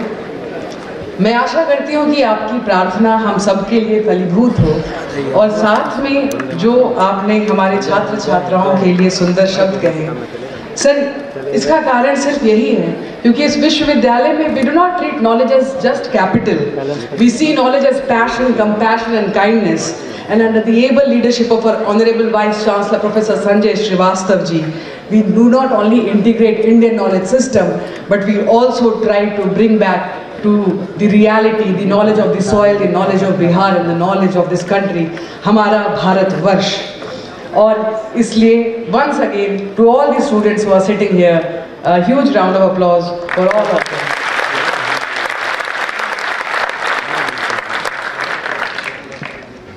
अब समय आ चुका है, मैं हमारे मुख्य अतिथि बिहार के राज्यसभा के माननीय सांसद एवं वर्तमान में भारत सरकार में कोयला एवं खनन मंत्रालय के राज्य मंत्री श्री सतीश चंद्र दुबे जी से उद्बोधन हेतु विनम्रता पूर्वक आग्रह करूं।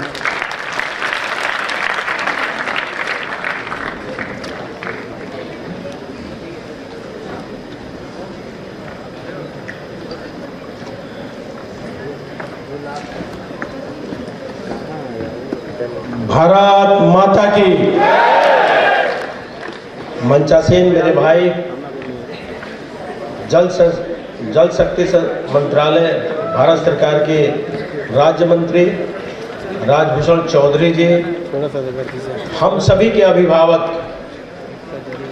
बिहार प्रदेश से लेकर केंद्र तक, संगठन से लेके सरकार तक विभिन्न पदों को सुशोभित करने वाले हम सभी के अभिभावक आदरणीय पूर्व कृषि मंत्री राधा मोहन सिंह जी, माननीय कुलपति श्री संजय श्रीवास्तव जी, विशिष्ट अतिथि के रूप में हम लोग के बीच में आए प्रोफेसर केएन सिंह जी, माननीय कुलपति दक्षिण बिहार केंद्रीय विश्वविद्यालय श्री सच्चिदानंद सिंह जी, कुल सचिव महात्मा गांधी केंद्रीय विश्वविद्यालय डॉक्टर प्रसून दत्त सिंह जी,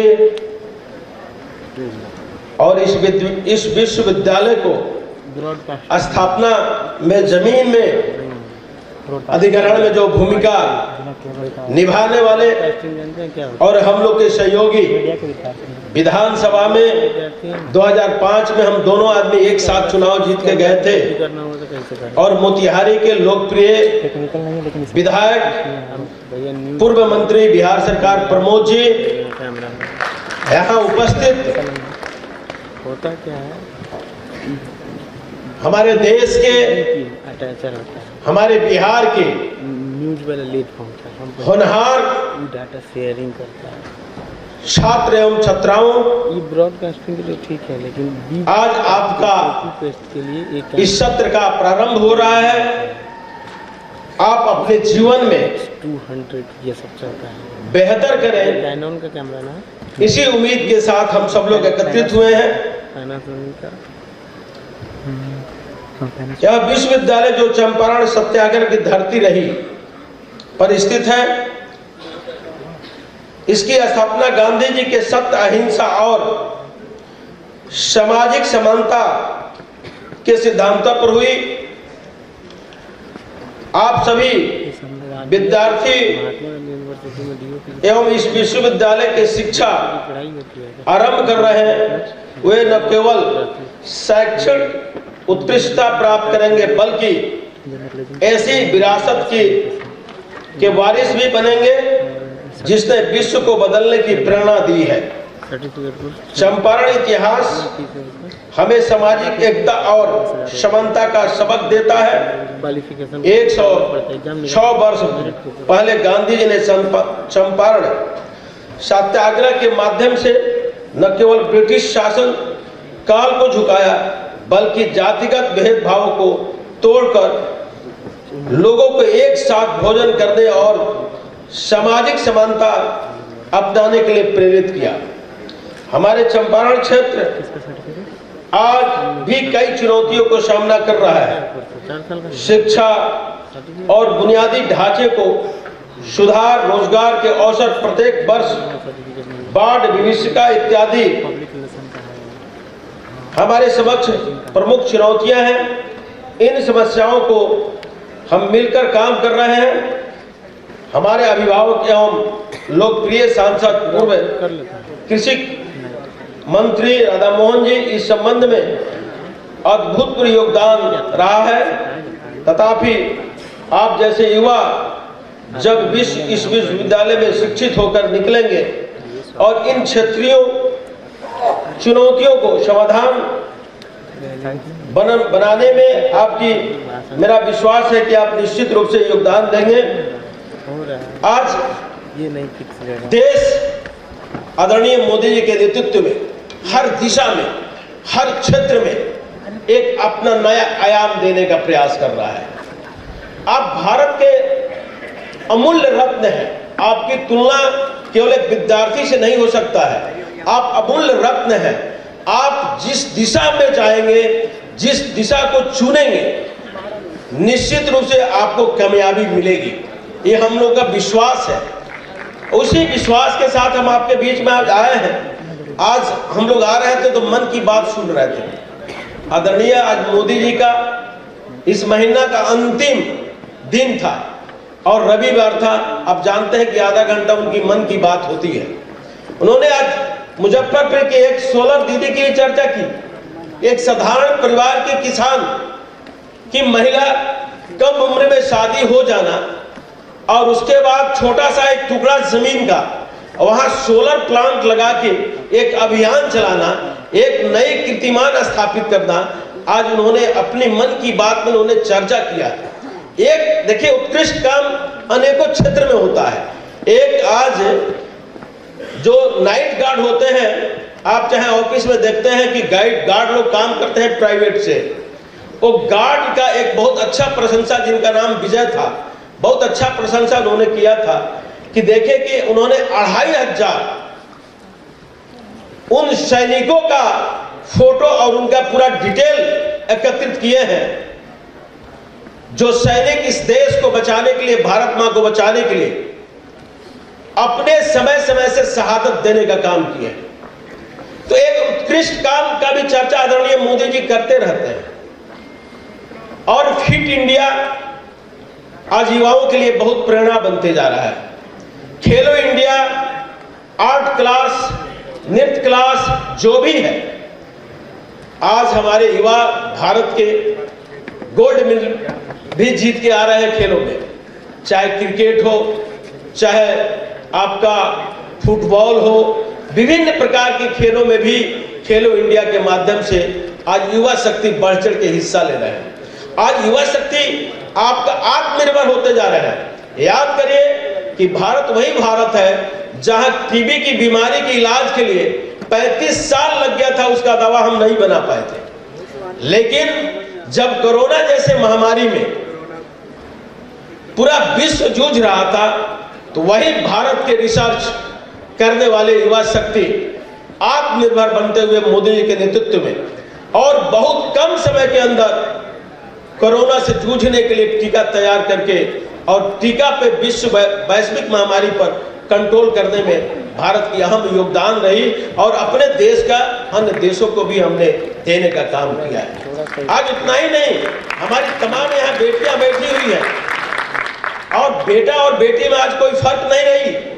मोदी जी के नेतृत्व में विश्वास रखिए, ऑपरेशन सिंदूर हमारी बेटी ही जीती, उसका नेतृत्व हमारी बेटी ही नहीं, भारत की बेटी ही जीती। और भारत कितने तरक्की कर रहा है, आत्मनिर्भर बनते जा रहा है। अब जब पढ़ेंगे इतिहास, पूर्व के इतिहास में वर्तमान की सरकार में कितना अंतर है कि कल तक हम दूसरे देश से आयात पर निर्भर थे, लेकिन ब्रह्मोस भारत के वैज्ञानिक के द्वारा तैयार किया गया था। और आज हमारे देश से खरीदार बढ़ गए हैं कि हमारे देश से लोग अब नंबर लगा रहे हैं, विभिन्न देश के लोग, कि ब्रह्मोस जैसे शस्त्र हमको भी चाहिए। तो भारत बदलता हुआ भारत है, नया भारत है, विकसित भारत है। यहाँ के वैज्ञानिक, अब यहाँ के डॉक्टर, अब यहाँ के इंजीनियर, अब यहाँ के रिसर्चर कहीं दूसरे देश में नहीं जाएंगे। हम लोग को विश्वास है कि अपने युवा शक्ति को अपने देश के अंदर नए तरीका से रिसर्च करने का मौका दिया जाएगा, नए तरीका से शोध करने का तरीका दिया जाएगा कि हम आत्मनिर्भर बन सके। भारत आज विकसित भारत जो बन रहा है, निश्चित रूप से आगे बढ़ते जाए। हमने तमाम प्रोफेसर साहब का, कुलपति साहब का तमाम लोगों की हमने बात सुना है। बहुत अच्छा लगा कि चंपारण धरती इतिहास रचने का काम किया। चंपारण का धरती हमेशा ऐतिहासिक रहा, इसमें कई संदेह नहीं। और हम धन्य हैं कि हमारे गार्जियन आदरणीय राधा मोहन जी जैसे लोगों से सीखने का मौका मिलता है कि केवल एक गांधी जी ने प्रयोग किया था चंपारण को नीलहा को भगाने के लिए, लेकिन लगातार कांग्रेस की सरकार रही, चंपारण केवल उनका प्रयोग का स्थल रहा, उनके पूर्वजों का, गांधी जी का, हम लोग के अभिभावक का। लेकिन अगर रियल में गांधी जी के कर्म स्थल को अगर विकसित करने में अहम भूमिका कोई निभाया है, आदरणीय राधा मोहन जी ने निभाया है। क्योंकि आज इतना बड़ा सपना चंपारण में पूरा हुआ है, जब तक ये धरती रहेगा तब तक इस चंपारण को लोग याद रखेंगे। आप निश्चित रूप से बहुत उत्कृष्ट काम किए हैं। मुझे फक्र होता है, गर्व होता है कि आप जैसे अभिभावक को हम जैसे लोग अपना गार्जियन मान के आपके पद चिन्हों पर चलने का मौका मिलता है। हम लोग बहुत निश्चित रूप से संतुष्टि के साथ आगे बढ़ते हैं। विश्वास रखिए कि आज की वर्तमान सरकार किसी भी दुनिया में, आप पढ़ाई की दुनिया हो, नया कोई शोध करना चाहते हो, कहीं पीछे नहीं रहेगा। आज कभी समय था कि भारत बिजली 2 घंटा 4 घंटा ही देता था, लेकिन आज मुझे जो जिम्मेवारी मिली आदरणीय मोदी जी के नेतृत्व में भारत में सरकार जब बना, तो आज निश्चित रूप से कोल इतना महत्वपूर्ण ढंग से इतनी स्टॉक है कि आज हमारे खदान में लगभग 2 महीना का कोल स्टॉक है। और थर्मल पावर प्लांट के लोग कहता है कि अभी रोक दीजिए, कोल हम बाद में ले जाएंगे। निश्चित रूप से आत्मनिर्भर हम बन रहे हैं। कोल एक दुनिया है जिससे हम बिजली ही नहीं, आज खेतों में भी बिजली से पानी देने का काम करते हैं। और आज क्रिटिकल मिनरल धरती के अंदर, धरती माँ के भूभाग में बहुत से संपत्ति है।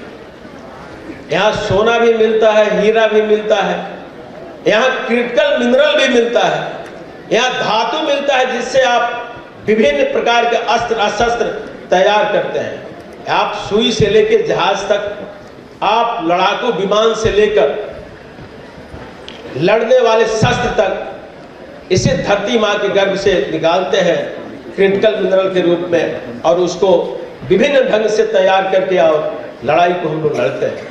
भारत इसमें भी आत्मनिर्भर की तरफ बढ़ रहा है। आप विश्वास रखिए कि 2047 आदरणीय मोदी जी ने जो सपना देखा है कि भारत नया भारत होगा, विकसित भारत होगा, आत्मनिर्भर भारत होगा, यहाँ की सैन्य शक्ति इतनी मजबूत होगी, यहाँ का हर युवा इतना मजबूत होगा कि विश्व आपके सामने, आपके समकक्ष खड़ा होने पर विवश होगा, सोचेगा। ऐसी देश की, ऐसी सोच के साथ आदरणीय मोदी जी की सरकार निरंतर आगे बढ़ रही है, और इसमें सब लोगों की योगदान अहम होनी चाहिए। पहले राष्ट्र है, हम पहले राष्ट्र के संपत्ति हैं, और जिस देश का 65% युवा भारत में निवास करता हो, जिसके आबादी 65% युवा शक्ति हो, उस देश को आगे बढ़ने से कोई रोक नहीं सकता। क्या कोई रोक सकता है क्या? बहुत ऐसा देश है जहां युवा शक्ति निरंतर, युवा शक्ति की कमी होते जा रही है, लेकिन भारत आज 65% आबादी भारत का, जहां 35 वर्ष से नीचे का उम्र का लोग हो, उस देश को आगे बढ़ने से कोई रोक नहीं सकता है। निरंतर हमारी अर्थव्यवस्था भी में हम आगे बढ़ते जा रहे हैं। हम 4था नंबर पे हैं। आने वाले दिनों में 2029 में हम 3रा नंबर पे रहेंगे। और यहाँ जब मेडिकल कॉलेज होगा, मोतिहारी में जब मेडिकल कॉलेज होगा, तो हमारे युवा शक्ति को, हमारे घर की बच्ची लोगों को, हमारे घर के बच्चे लोगों को मेडिकल की दुनिया में पढ़ने के लिए कहीं बाहर नहीं जाना पड़ेगा। इस सरकार की सोच है, आदरणीय मोदी जी का सोच है, आदरणीय राधा मोहन जी का सोच है। इसी सोच के साथ हम लोगों को निश्चित रूप से अपनी जो आज शिक्षा का प्रारंभ हो रहा है, हमारा सत्र का जो प्रारंभ हो रहा है, हम समय को व्यर्थ नहीं गंवाएं। हम जो आपके जीवन का एक गोल्डन समय है, आप इसको व्यर्थ नहीं गंवाएं। आपका जीवन केवल आपके लिए नहीं है, आपका जीवन आपके लिए महत्वपूर्ण तो है ही, आपके परिवार के लिए भी महत्वपूर्ण है, लेकिन आपका जीवन भारत माता के लिए भी महत्वपूर्ण है, इस देश के लिए भी महत्वपूर्ण है। इस गोल्डन समय को, इस सुनहरा अवसर को निश्चित रूप से नई दिशा, नई ताकत, नई ऊर्जा के साथ भारत को आगे बढ़ाना है। आपकी योगदान समर्पित है। इसी शब्दों के साथ आप सब लोगों को बहुत बहुत बधाई, बहुत बहुत धन्यवाद। धन्यवाद महोदय। राष्ट्र हित के प्रति आपकी प्रतिबद्धता तथा समाज के लिए आपके प्रयास हम सब के लिए प्रेरणा स्रोत है। इस समारोह को अपनी गरिमामय उपस्थिति से अलंकृत करने हेतु आपका हृदय से आभार। अब मैं प्रोफेसर प्रसून दत्त सिंह जी से निवेदन करूंगी कि वे सभा में उपस्थित सभी जनों को पंच प्रण के आवाहन हेतु आमंत्रित करें। आप सभी से अनुरोध, अपने स्थान पर खड़े हो जाएं और अपना दाहिना हाथ आगे कर पंच प्रण को दोहराएं।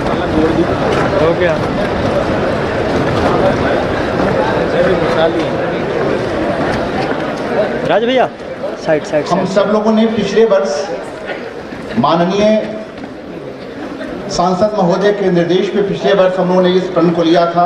इनको भी थोड़ा साइड, इनको और आज उन्हीं के निर्देश पे पुनः हम सब लोग इस पंच प्रण को दोहराएंगे। ये पंच प्रण केवल पंच प्रण नहीं है, बल्कि विकसित भारत की संकल्पना को पूरे करने के ये मूल मंत्र हैं। मैं पहले दोहराऊंगा, पहले मैं इसका वाचन करूंगा, फिर आप इसको पीछे से दोहराएंगे। हम शपथ लेते हैं कि मनसा वाचा कर्मणा देश को विकसित करने हेतु सदैव तत्पर एवं प्रयत्नशील रहेंगे। हम प्रतिज्ञा करते हैं कि दासता एवं औपनिवेशिक मानसिकता के किसी भी प्रतीक को अपने आचार एवं व्यवहार से दूर रखेंगे। हमें गर्व है अपने देश की अनमोल विरासत एवं सार्वभौम परंपरा पर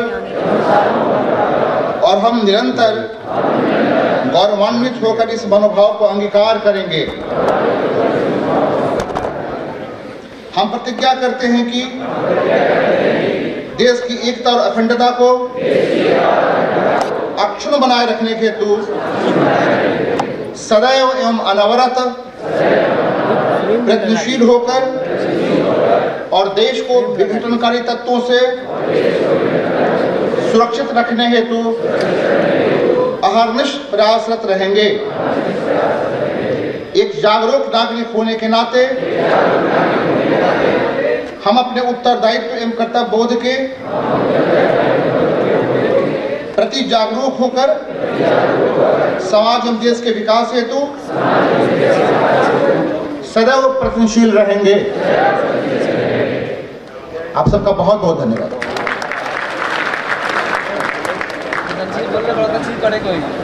आशा है कि हम सभी इन पंच प्रणों को अपने जीवन में निष्ठा भाव के साथ पालन करें। आप सभी से आग्रह, अपना स्थान ग्रहण कर लें। अब हम कार्यक्रम की अंतिम पड़ाव पर आ चुके हैं। दीक्षारंभ 2025 का प्रथम सत्र का अंतिम पड़ाव। मैं आग्रह करूंगी श्रीमान सचिदानंद सिंह जी, OSD एडमिन कुल सचिव से, कि वो धन्यवाद ज्ञापन करने हेतु मंच पर आए। सर। धन्यवाद मैडम।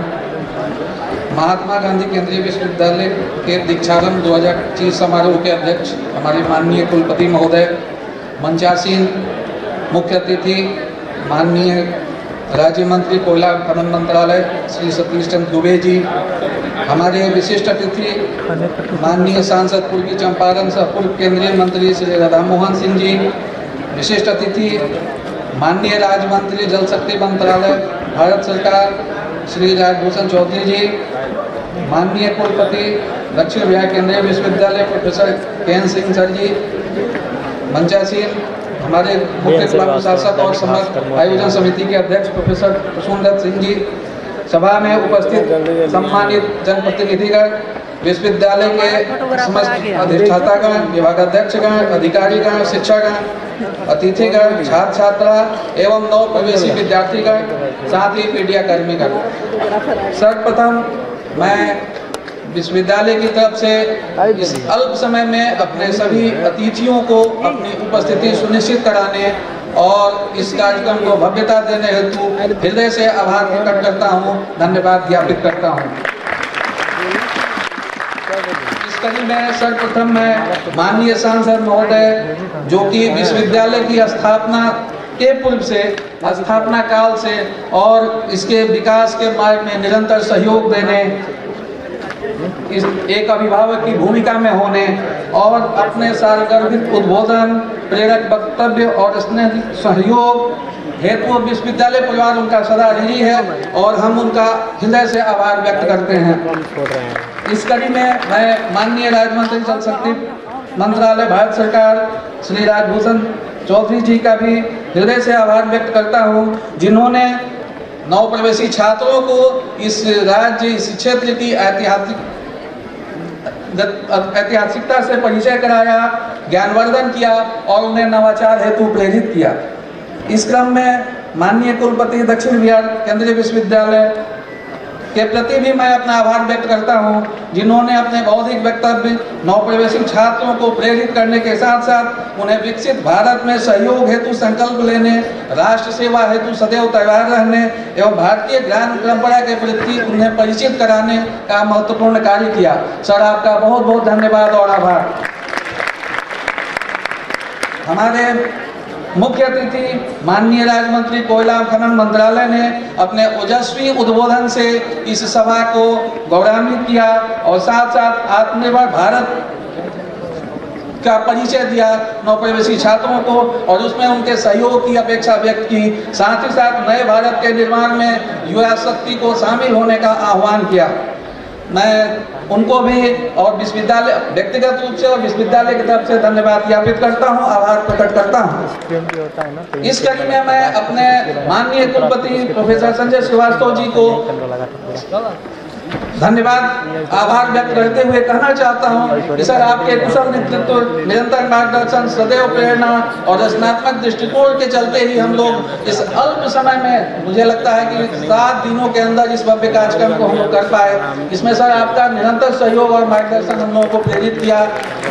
मैं आयोजन समिति के सभी सदस्यों जो कि विभिन्न समितियों में थे, अपना दिन रात मेहनत करके इस कार्यक्रम को सफल बनाए और लगातार वो लगे हुए रहे, उनको भी मैं अपने हृदय से धन्यवाद ज्ञापित करता हूँ।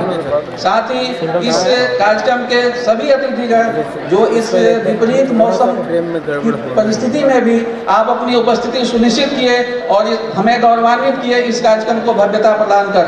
साथ ही साथ मैं सभी नवप्रवेशी छात्रों को भी धन्यवाद ज्ञापित करता हूं कि उन्होंने पूरे अनुशासन और तन्मयता के साथ इस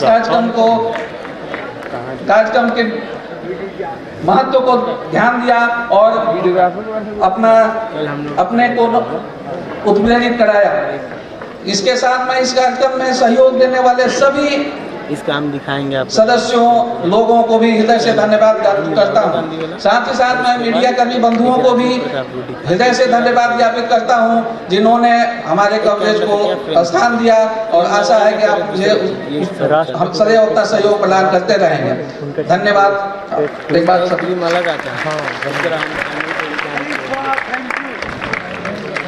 धन्यवाद महोदय। दीक्षारंभ समारोह 2025 के प्रथम सत्र का यही समापन होता है। ज्ञान यात्रा की अगली कड़ी दोपहर 3 बजे इसी भवन से आरंभ होगी। अतः आप सभी छात्र छात्राओं से अनुरोध कि समय से उपस्थित होकर के सम्मिलित रहें। कृपया राष्ट्रगान के लिए अपने स्थान पर खड़े हो जाएं।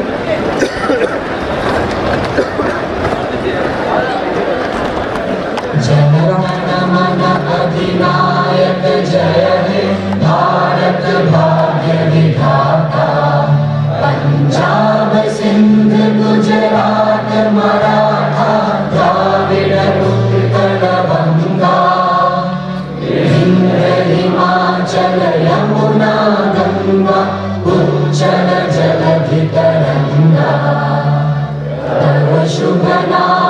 में जागे, तब शुभ आशीष मांगे, गाहे तब जय गाथा, जन गण मंगल